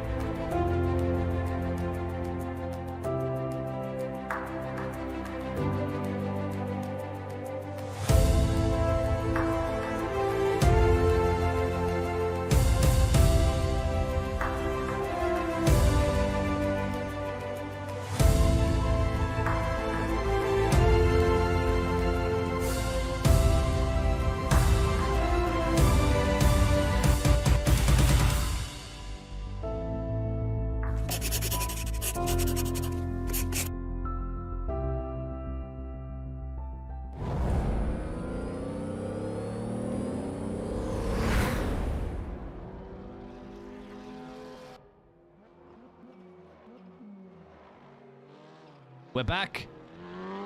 Absolutely back for the final race of our event here at the Crest. The wonderful Crest Esports Auto World Touring Car Championship Round 6 at Norisring. Of course, well, not of course, if you haven't heard me before, of course, it's not, of course, it's going to be the Biggles and the Dan man. D-A-A-A-D-A-A-N. Dan, you here? Hello, welcome. Technically Pickles. It is Dan. Dan. So, yeah, so Dan. the I A- gotta get it right, Dan. So the second A you actually pronounced. Yeah. And it's not like Dan, but I don't care. I would love to be called Dan because that's better for the English. Anyway, a minute until we are going to go green for the last race of this evening. And Already yeah. the last race. But I tell you what, green's probably going to be the opposite color of what's going to be happening on the rev gauges on these cars, isn't it? Because it's going to be red. It's going to be red inside the cockpit with red faces, red energy, adrenaline. Don't you can't isolate you know the word. Think of the color green of red, right? That means heat, energy, pace, fast, whatever. Yes. Green kind of sounds too, it's relaxing, isn't it? It's like, yeah, green flag racing, but they're not going to be green flag racing. They're going to be burning, and that'll be a red. Yeah. Well, no. Do you reckon I could switch? Do you reckon I could switch it over now, mate? So we'll change it.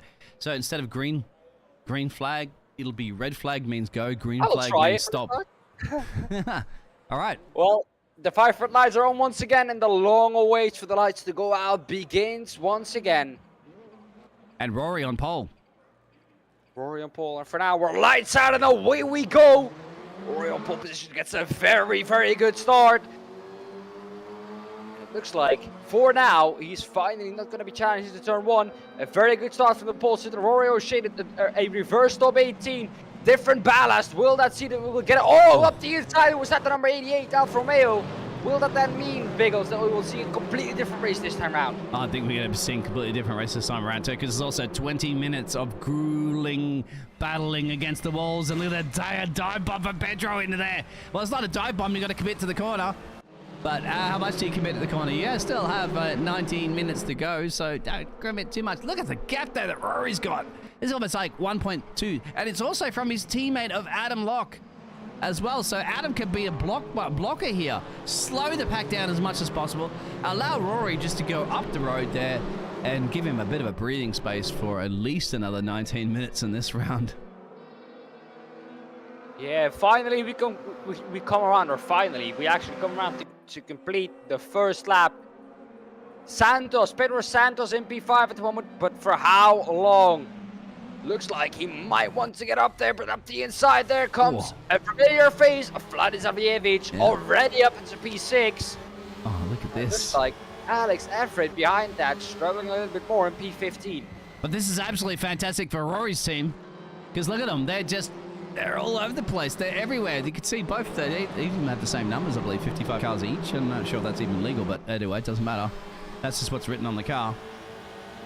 And they're all behind Pedro, and Pedro's a little bit down the road here, and they're actually all behind this man. The fact that they're fighting is allowing, once again, the leader to get away. 2.3 seconds, and we had a car off on the inside there. I don't know what it was. It looked like one of the Lincoln Cool cars. It might have been Vlad Tatara, but there was a car stranded on the inside of the exit of... I have to go back at the midfield action here as well, too, because there's plenty of it. Remember, a lot of these drivers are the ones that finished in higher positions in the previous round, so they're all battling it out too for now. No room. You don't need room. Look at this. It's a motor jam here in Germany. It's here on the Autobahn, and there's only 2 lanes on the freeway, and there's 5 cars wanting to go into 2 lanes. How's it even possible? 5 into 2? I need to go back to mathematics school if I'm going to learn that one. Unbelievable. Yeah. I got rejected because I didn't have mathematics well enough, but then I got accepted anyways because I didn't need it as much as I thought I would. But hey, you know, for some reason I need it when I'm commentating because they want to go 5 into 2, which from my perspective, it does not work. I think you need to tell your math teacher to come to a couple of the Crest Autosports racing to see if you can defy mathematics right now, because somehow that's panning out. They're still at the pack. I'm still going to get this one. A good dive ball up the inside. I think that's Alex Everitt there in the number 19. Traffic jam. There's cars around. You don't see them around in the ball. Sorry about the cameras changing. It's just so much action. Neil Crave, I think that was around there at the hairpin. Oh, look at that. Anyway, Neil Crave drops to the back of the up field. To this one, Alex and Markov. Familiar territory again. Artem Makarov. But the thing that I'm most interested about is how long will Rory O'Shea be able to keep that gap up at the front of the field? Because once I think Vladislav Jevic will get up into P2, that gap will shrink massively and rapidly. Yeah, but he doesn't have his teammates anymore too, because this is his teammate here of Alex, I believe, if I'm not mistaken. So, yeah, that's his only sole teammate there to defend. And remember, they were defending earlier, and he's dropping a few places now to, of course, our... back. Well, the Mr. Nenad that somebody was saying that is the best. Nenad's probably going to be looking pretty good there for the driver of the day.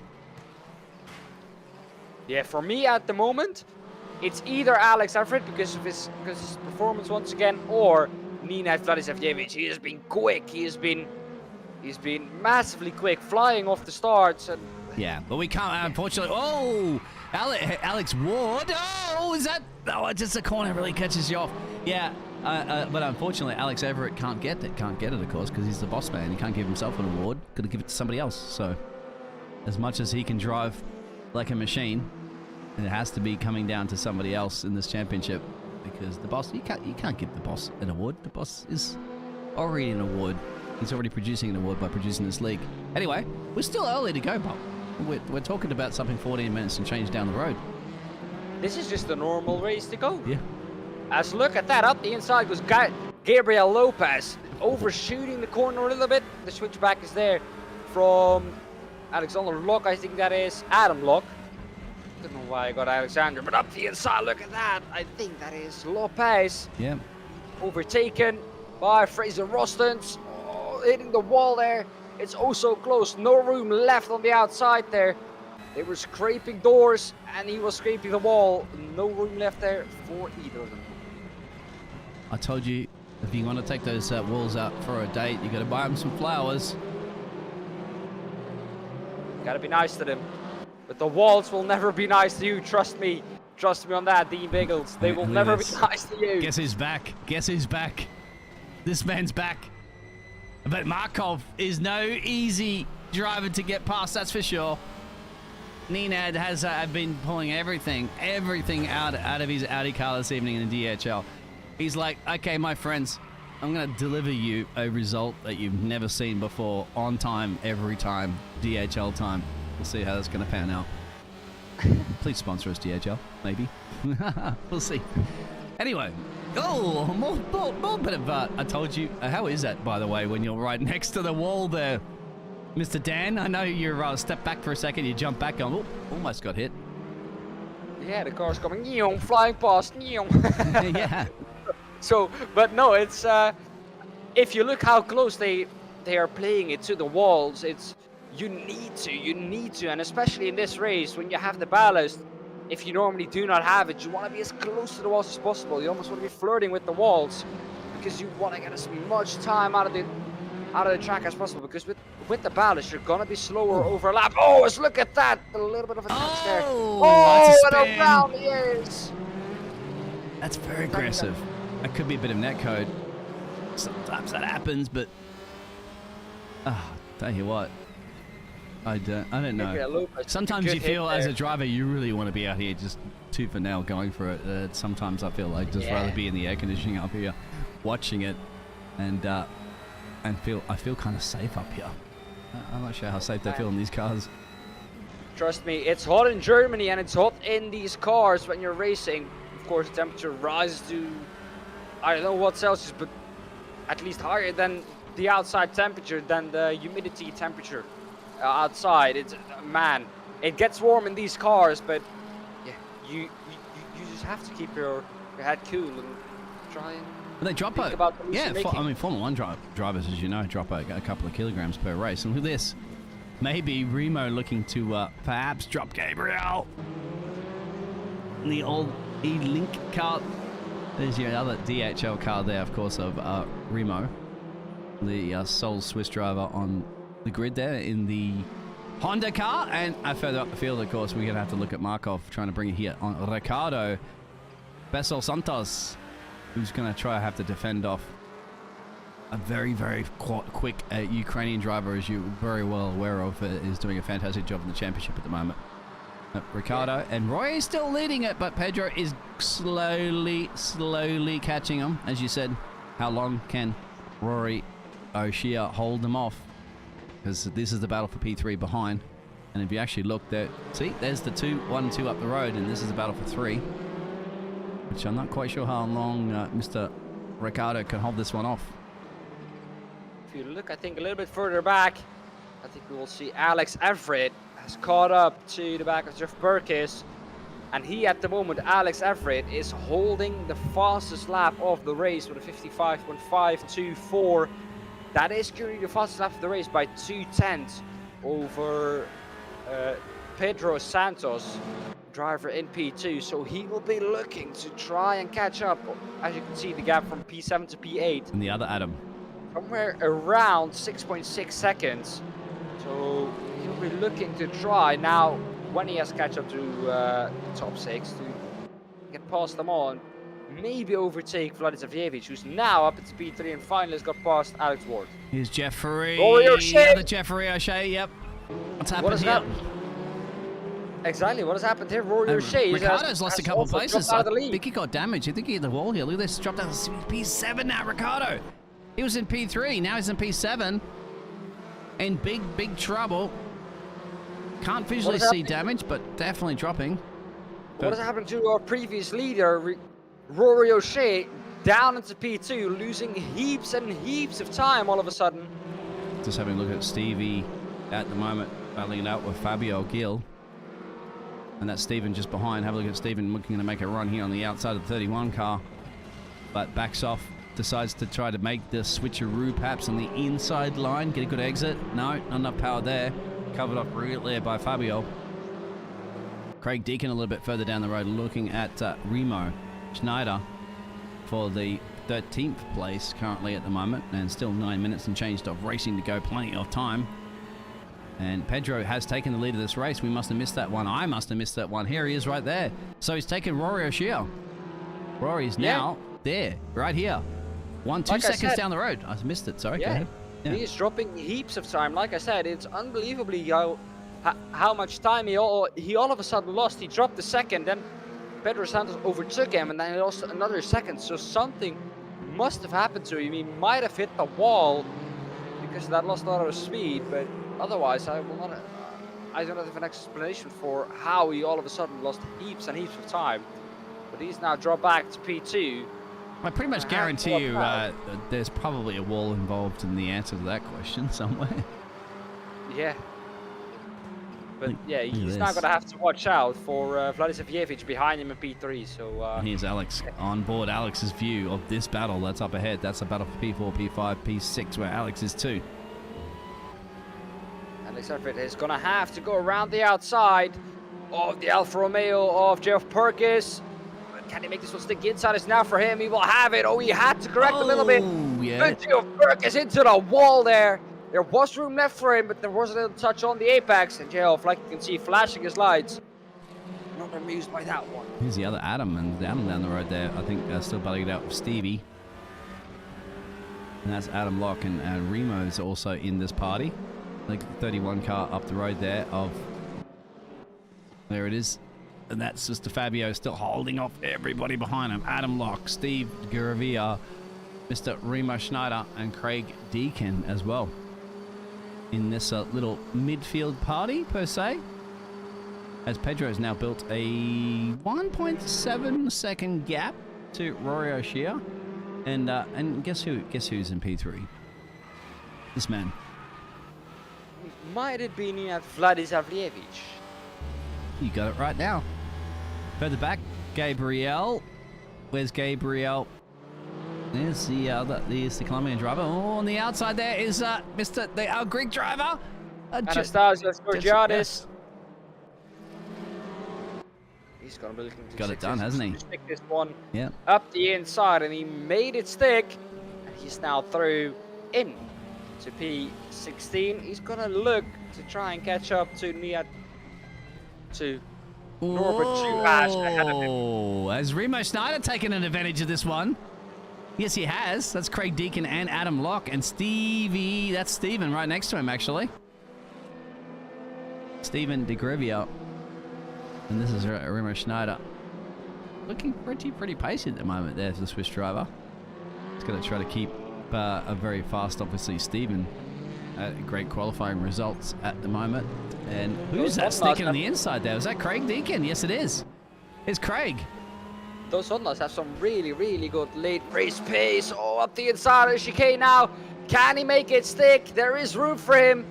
But Remo Schneider has to go wide. But thankfully, no contact made there. I think it's actually helped him a little bit because Stephen and Craig have come together a little bit. It's helped Mr. Remo Schneider getting a little bit of breathing space. Remo was dropping. I don't know what happened there, but the Honda not the quickest one on the straight. It seems like he was dropping a little bit for Stephen de Grivia out wide there, and that meant Deakin now is once again alongside Stephen de Grivia. They're going to be fighting it out into the first hairpin turn of this lap once again. Have a look at that track map real quick of where everybody is. You can see P1 Petro. You can see where he is at the moment.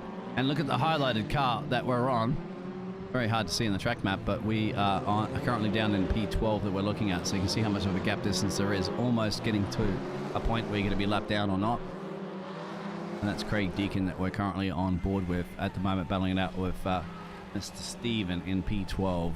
Pedro still leading this race from Rory, still holding in there because Nenad is still 2 seconds and change away from our Irish driver that started in pole on this race and doing a pretty solid job there, keeping up the pace. I mean, P4 with a 45 kilogram ballast. Oh. I don't think you're doing too badly then, Yeah. are you? We do have some fans from the chat once again. Leela Milch says, well done, Ninad, you are the best. He's definitely been one of the quickest drivers this evening here. And once again, familiar names, Vlad Tara and Fraser Rostens. They're at it for P8 currently at the moment, because that is 6 seconds and change down the road from Ricardo, the Portuguese driver running a P7. So who wants to take it? You can just see him, of course, up the road there. But that's the battle between Fraser and Vlad that we've seen all season long as well, too. Still continuing. What do you think Vlad can do? Go on board with him? See who's going to pan out. Remember, they're not the same team mates. And not even the same car manufacturer, of course, the Lincoln Co.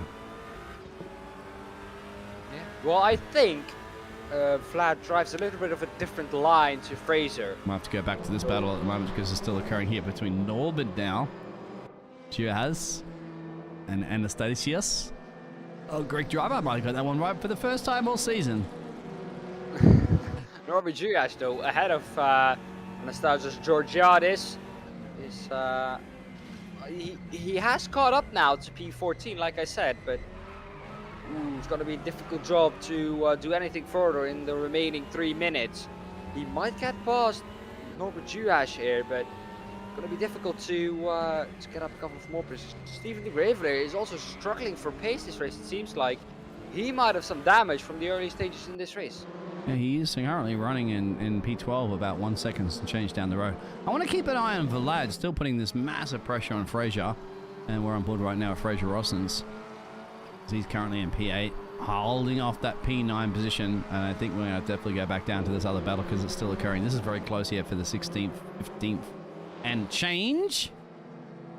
Oh, definite racing lines there. What is going on here? He's dropping up and down. They're side by side. You can see the car to the very right-hand side, just behind the timing table. Is that Fraser Roshan? So we're going to go back to this battle again, because this is occurring over and over again. Sorry, we had to switch up a field here. 8 for 9. Oh, power slide from Fraser. How did he keep it out of the fence? How did he keep it drifting 101? In fact, it's anything. It's put Vlad into our famous Wall of Champions right there.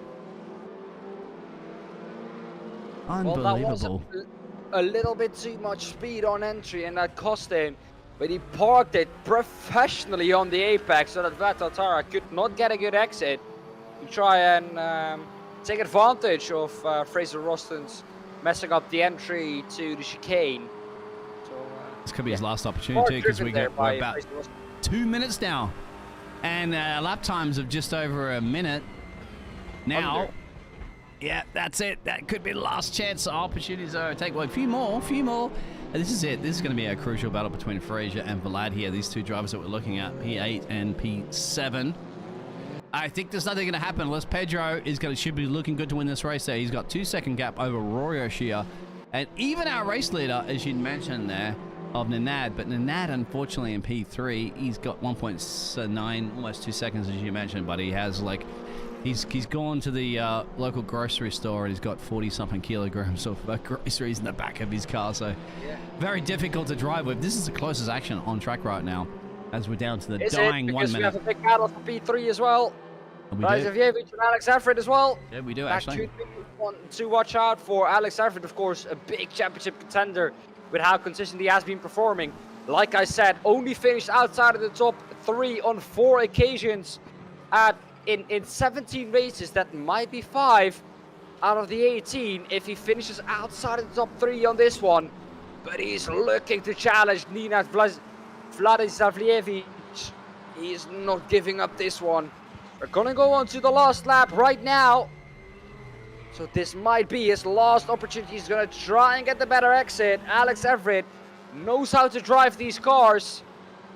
This might be his last opportunity. Yeah, track map at the moment. Let's have a look where our race leader is. So Mr. Sanchez will be coming around soon to finish this lap. We'll have a look at that in a second. I think it's pretty much over right now. Alex is not going to do too much about it. Alex got to think about a championship. Oh, no, he is down the inside. Yes. This could very much be it. He wants to beat. He doesn't want it. He wants to show up the Nad to say, hey, you know, maybe you're going to get a driver of the day or not. And Nad says, hey, look, I've owned this track this weekend. It's mine, Mr. Alex. I'm not going to give it up. They're going to make contact on the wall. But we're going to have to go over. I think the Pedro Sanchez is going to be coming close to finishing this race. He shouldn't be very much finishing this race. But, yep, I'm going to have to go back for a second. Sorry there, Pedro. You've got this one. I just want to see what's going to pan out here between these two drivers. Oh, he pushes him into the wall. That is some rather smart driving. Excuse me, from Alexander Everitt. There it is. Alex so Everitt. Pedro gets it from Rory. And how's it going to pan out that Alex will sneak that one across from Nenad? That is going to be devastating for Nenad Vladislav. Just curious to see if Craig Deakin here, are they going to finish this one up? Because there's still Curry at the back here. Oh, they're side by side. I think this is now done as well. Yeah, on the I'd exit. say so. As well as Frazier, and they've all finished exactly. But well done, Pedro. Well done, Pedro. What a race we've seen once again here, Biggles. Oh, wow. Get ready for your driver of the day votes out there, please. Of course. Sponsored. Once again, can you do your research who the driver of the day is sponsored by as you go through those race results for us quickly, please? Here we have it then. Pedro Santos wins this race. Rory O'Shea with a very good P2. Alex Everitt, we saw it in the last corner, snatches that third place away, keeps his top 3 run going. Vladislav Jevic finishes in P4, Ward in P5, 6th Perkis, 7th Ricardo Pessoa Santos, 8th Vatatara, Hill in P9, Rostons in P10, 11th Schneider, 12th De Graveler, 13th Deakin, Georgiades in P14, Giash in P15, Lockencies in 16th, 17th, Lopez 18th, Smith 19th, JC 20th, Makarov, and 21st, Neil. Ooh. Brave. Absolutely. Wow. Amazing. And that was round 6. That was just round 6. I'll pull up those results in a second here for us, of course, for the race 3. We'll show it. This is not the correct results that we're looking at on the screen right now. I'll show you the correct results for the race 3 right there, right now. Bang, bingo, on time. There it is. So Alex got the fastest lap, as you mentioned. Yeah. With a 1:50, a 1. I'm so used to saying 1, aren't you? But it's a 55-second lap. 55 with 5, 2, 4. So a quick lap there by Alex Everitt was the fastest in race 3. And that has shown he takes 3rd position. And Biggles, once again, a cracking race we've seen here. And I have nothing less to say than just wow. Wow. Exactly. Guys, I want to hear out there, and welcome everybody for tuning in. We have Lila. I think, well done, Nenad. You're the best. Nenad, you're the best. We're hearing at the moment from everybody. And Anthony, I'd like you. So let's go for our driver of the day vote. Of course, sponsored by Apex Tracks. That's going to be the key here. I want to hear who. I'm pretty much sure everybody's opinion of the driver of the day, but what would be yours, Dan? Mine, it would be Alex Everitt. He has come back from a lot of positions and he keeps his 3rd place run going. It's difficult to do, but yeah, it's a very Vladislav Jevic, let me tell you, is a very, very close second. All right, that's okay. That's the results from race 3. Results from race 2. Get that right in a second. There you go. There's your results from race 2. Let me just reduce that one a little bit. Alex Everitt, of course, there again. Mr. Lad. Once again in the top 3. Yeah, remember that's reverse grids, of course, that are occurring from that race. So, and the fastest lap went to Nenad on that one. And then we'll switch it over to the first race results, of course, there. And once again, I had to just switch this all around, but there it is. And if you look at the result, Biggles, yes, it's just Alex Everitt who's been so consistent. But he can't get the Driver of the Day award because he's the man that issues the Driver of the Day. So you're going to have to switch somebody else. Well, then it's going to be Vladislav Jevic. There it is. I think I agree. Everybody else agree out there? I have to agree with that. It's definitely that. I have to say, so there it is. Apex Tracks, because you remember, they get awards. They get prizes for the Driver of the Day. because Apex Tracks will present them an award. So there it is. But of course, Alex puts all the awards on, so you can't give Alex the award. He can't make the award for himself, but yeah, right. So there it is. For I have to say, if I would choose someone based on just race 3, it would of course be Rory O'Shea. What a performance from him to keep that car up there in P2. So, but yeah, Rory. The whole Rory's done this now for a few weeks now. With those reverse grids, Rory has held off the quickest drivers. I know you mentioned that there, Anthony, at the start. It was like the top 5 are running away with this one. But when it switches all around, of course, with those ballasts and stuff, Rory just does a Rory miracle there for the Irishman. He's always strong, always looking good, holds off, can't take it away from Pete Sanchez, of course, there. Just the Portuguese driver just holding it off there. Look at that Portugal, by the way. Portuguese driver P1, Portuguese driver P7, Portuguese driver P9. And look at that. Now, we do know these Ukrainians are fast, but believe it or not, in that final result, only one of those Ukrainian drivers finished in the top 10. And that was Vlad. You don't see that very often, my friend, considering they're the team that's leading the championship. Artem Makarov had a DNF, so I don't know what happened to him there, but I think he got spun around at one of the corners. Or I saw in the beginning of the race, the car stranded on the inside. And I do think that might have been Artem Makarov, so I don't know for sure, but yeah, I do think I saw a blue Lynk & Co car stranded on the inside of the chicane. So that might have been Makarov. It's true. I think it could have been. There was so much action, of course, that it was occurring. I'm just wondering, of course, we can show you the team's championship. This is not updated from this race. So how will that switch things around? That's going to be something for you to crunch some numbers on. We're going to obviously try to get some interviews here in a second. We'll allow these drivers to have a bit of a cool down.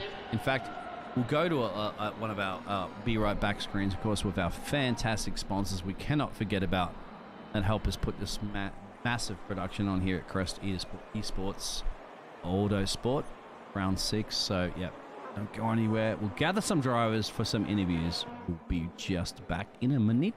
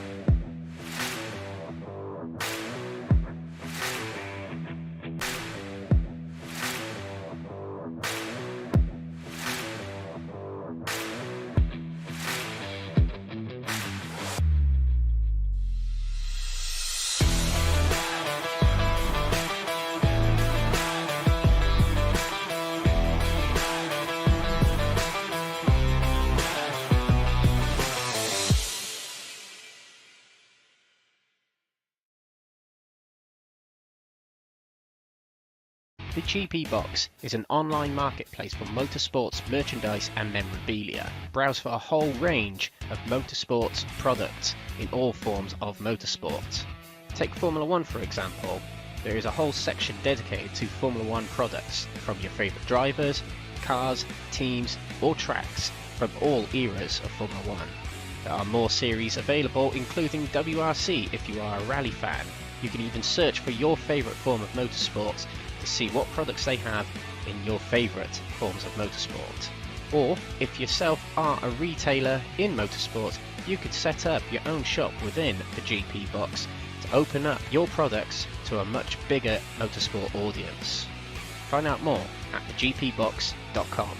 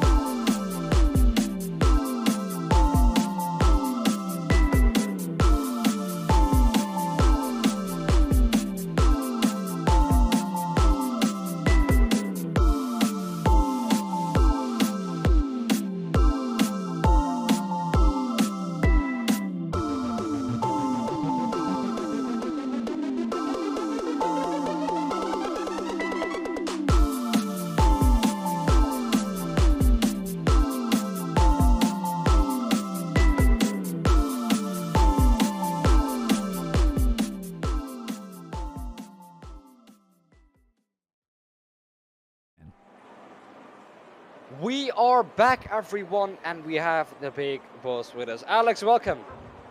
Hello, guys. Thanks for having me. Alex, first of all, congratulations on another evening with only top threes. You've missed the top three on only 4 occasions of all the 18 races. Tell us, how were you so consistent? I really don't know. It's quite a technical question, if I'm honest.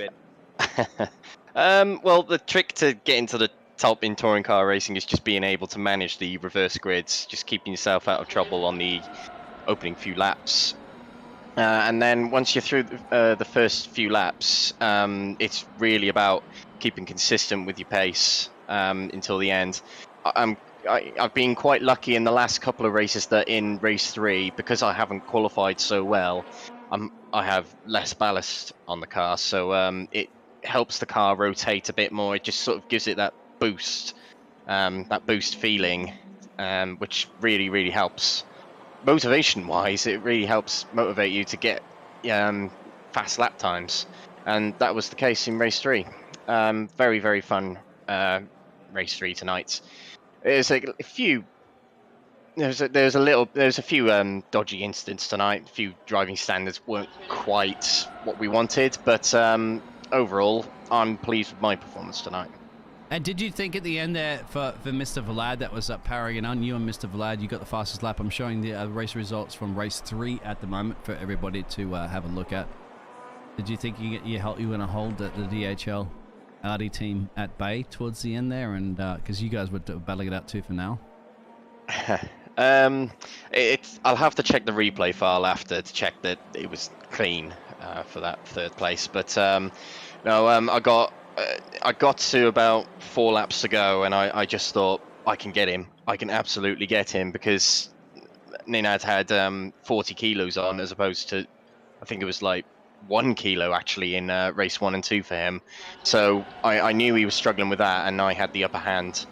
So when it got to the final lap, I could see he was defending right away, so I just had to sort of lure him into a dummy into the first corner, and then applied the undercut coming out of the corner, and I knew the overtake on the outside going into turn 2 was going to work, because I did it with, I think it was Jeff Perkis earlier on in the night, so I knew that move was going to work. There's a little bit of door banging between the two of us because it was so close, but yeah, I was able to make the moves stick, even though it lasted the whole lap side by side between ourselves. But it was good. It was actually good to battle with Nenad, because I haven't actually had a battle with him yet this season, because either he's been out in front because he's been able to qualify really well, or we've just been split up through the reverse grids. You're right about his qualifying performance, because there is at the moment a 55.387. Your qualifying was in P4, but once again, he was the driver of the day, and he will obviously receive one of those fantastic rewards, I believe, there from our major sponsors that we have here. Of course, you'll get the driver of the day from Apex Tracks.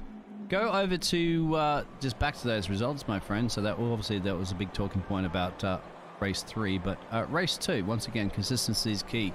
You just slightly missed out on pole, because it looks like obviously Mr.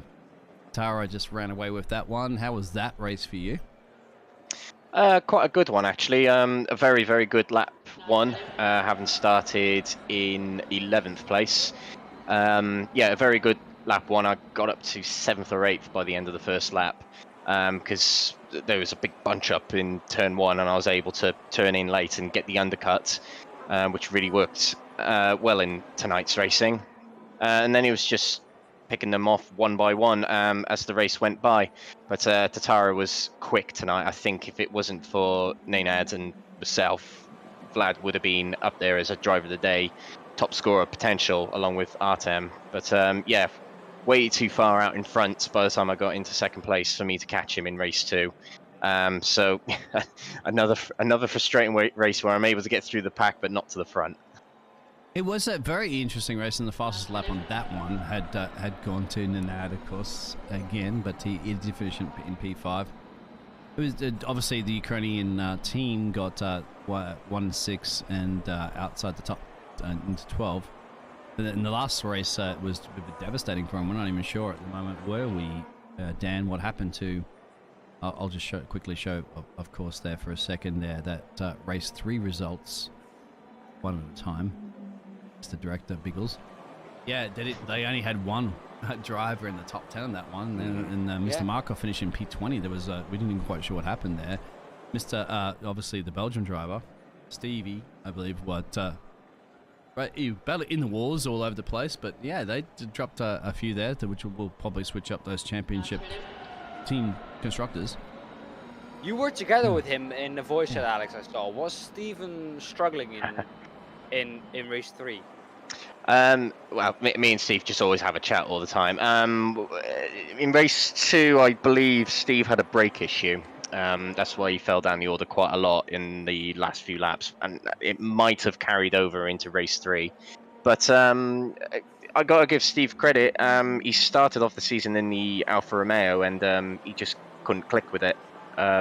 He was really struggling with it, and then as soon as he gets into that link, having swapped with another driver, he's way better. I think he's picked up a few category 3 wins tonight.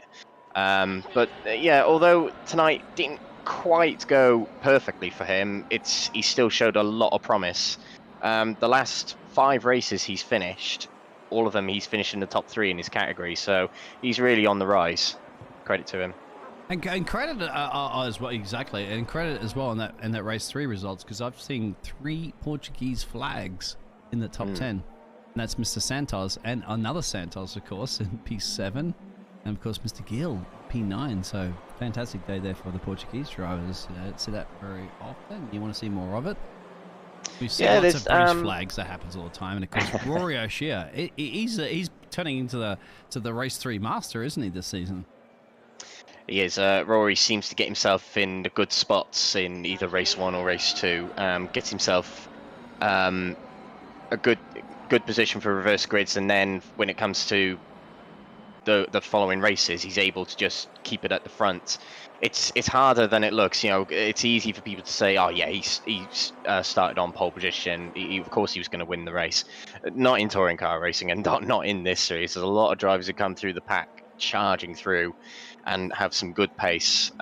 Rory's done well to finish in those top positions in these races. But coming back to, you mentioned about the Portuguese drivers, they'll probably like this shout out here, but the 4 of them, one of them didn't race tonight, but there's a quartet of Portuguese drivers who race together in the FMS Fisgas Motorsport team.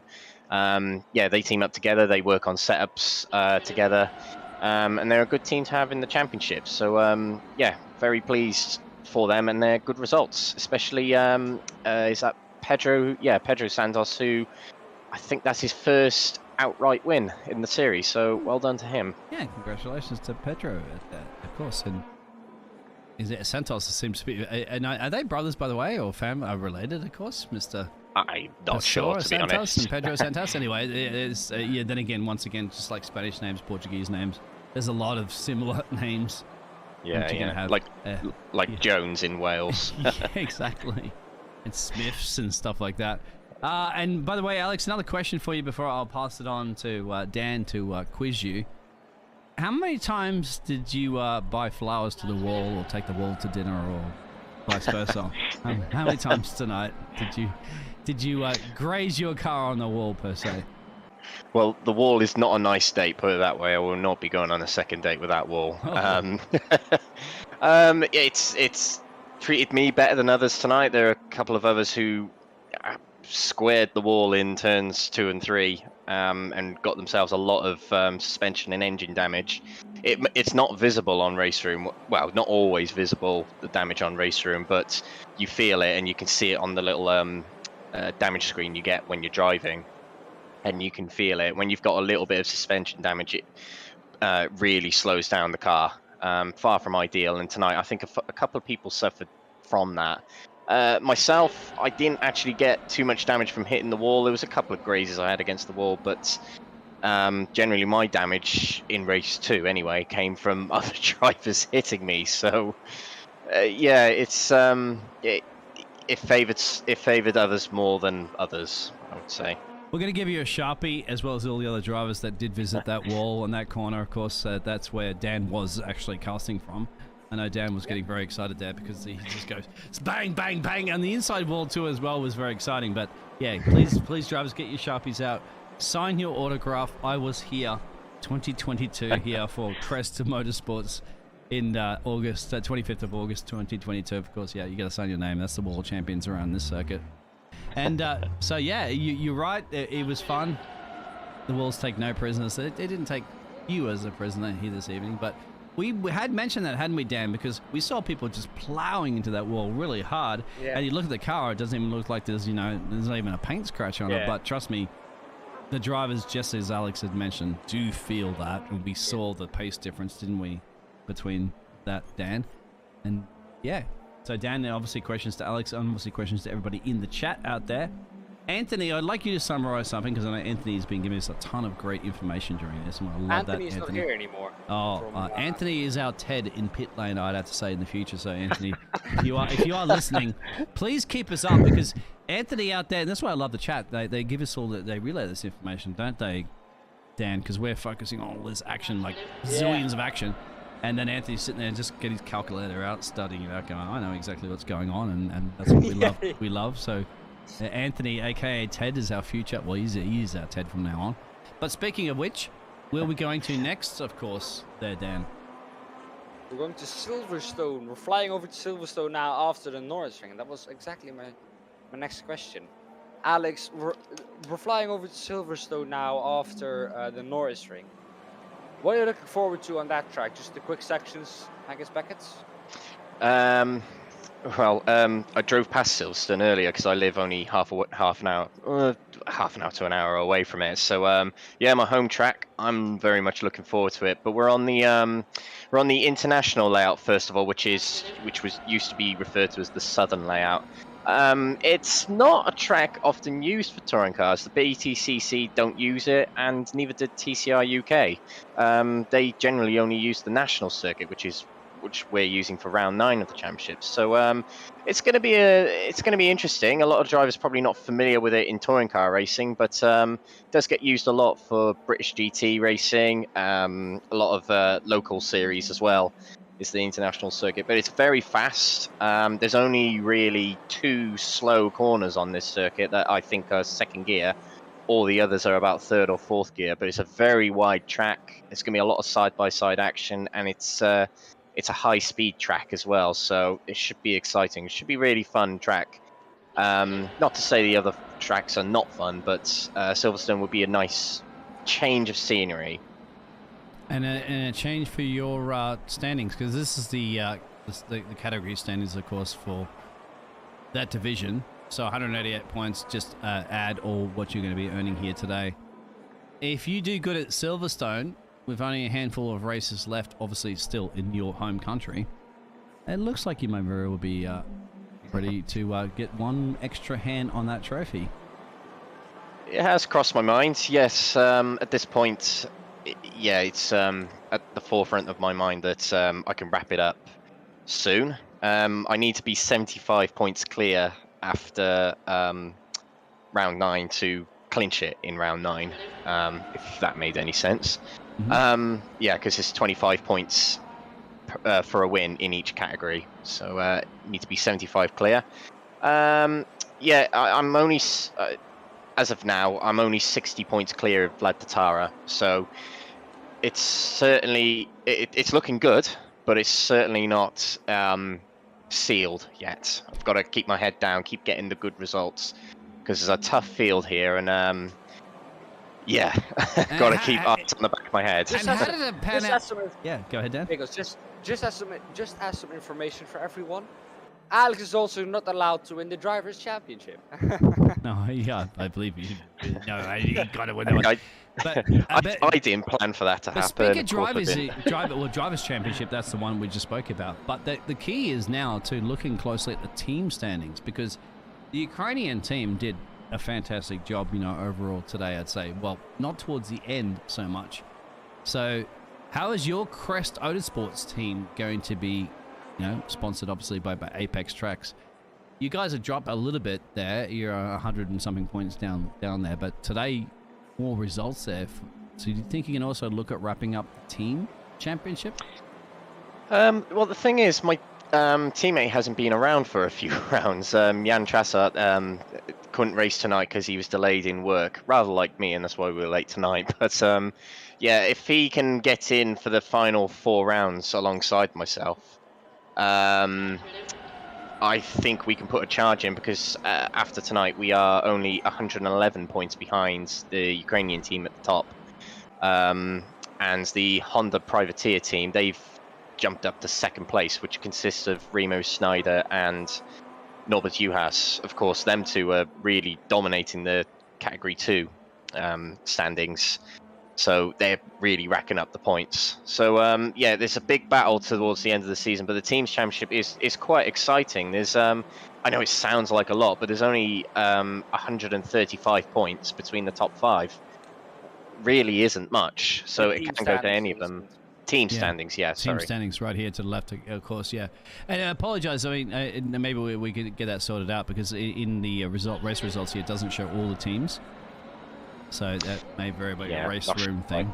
We'll look at seeing that. But of course, at the end of the day, those results will be tallied up for our next week's race at Silverstone, as you'd mentioned. You live just down the road there. So, by the way, just that's a quick question for you. A couple of questions for you, Alex, before we wrap it up.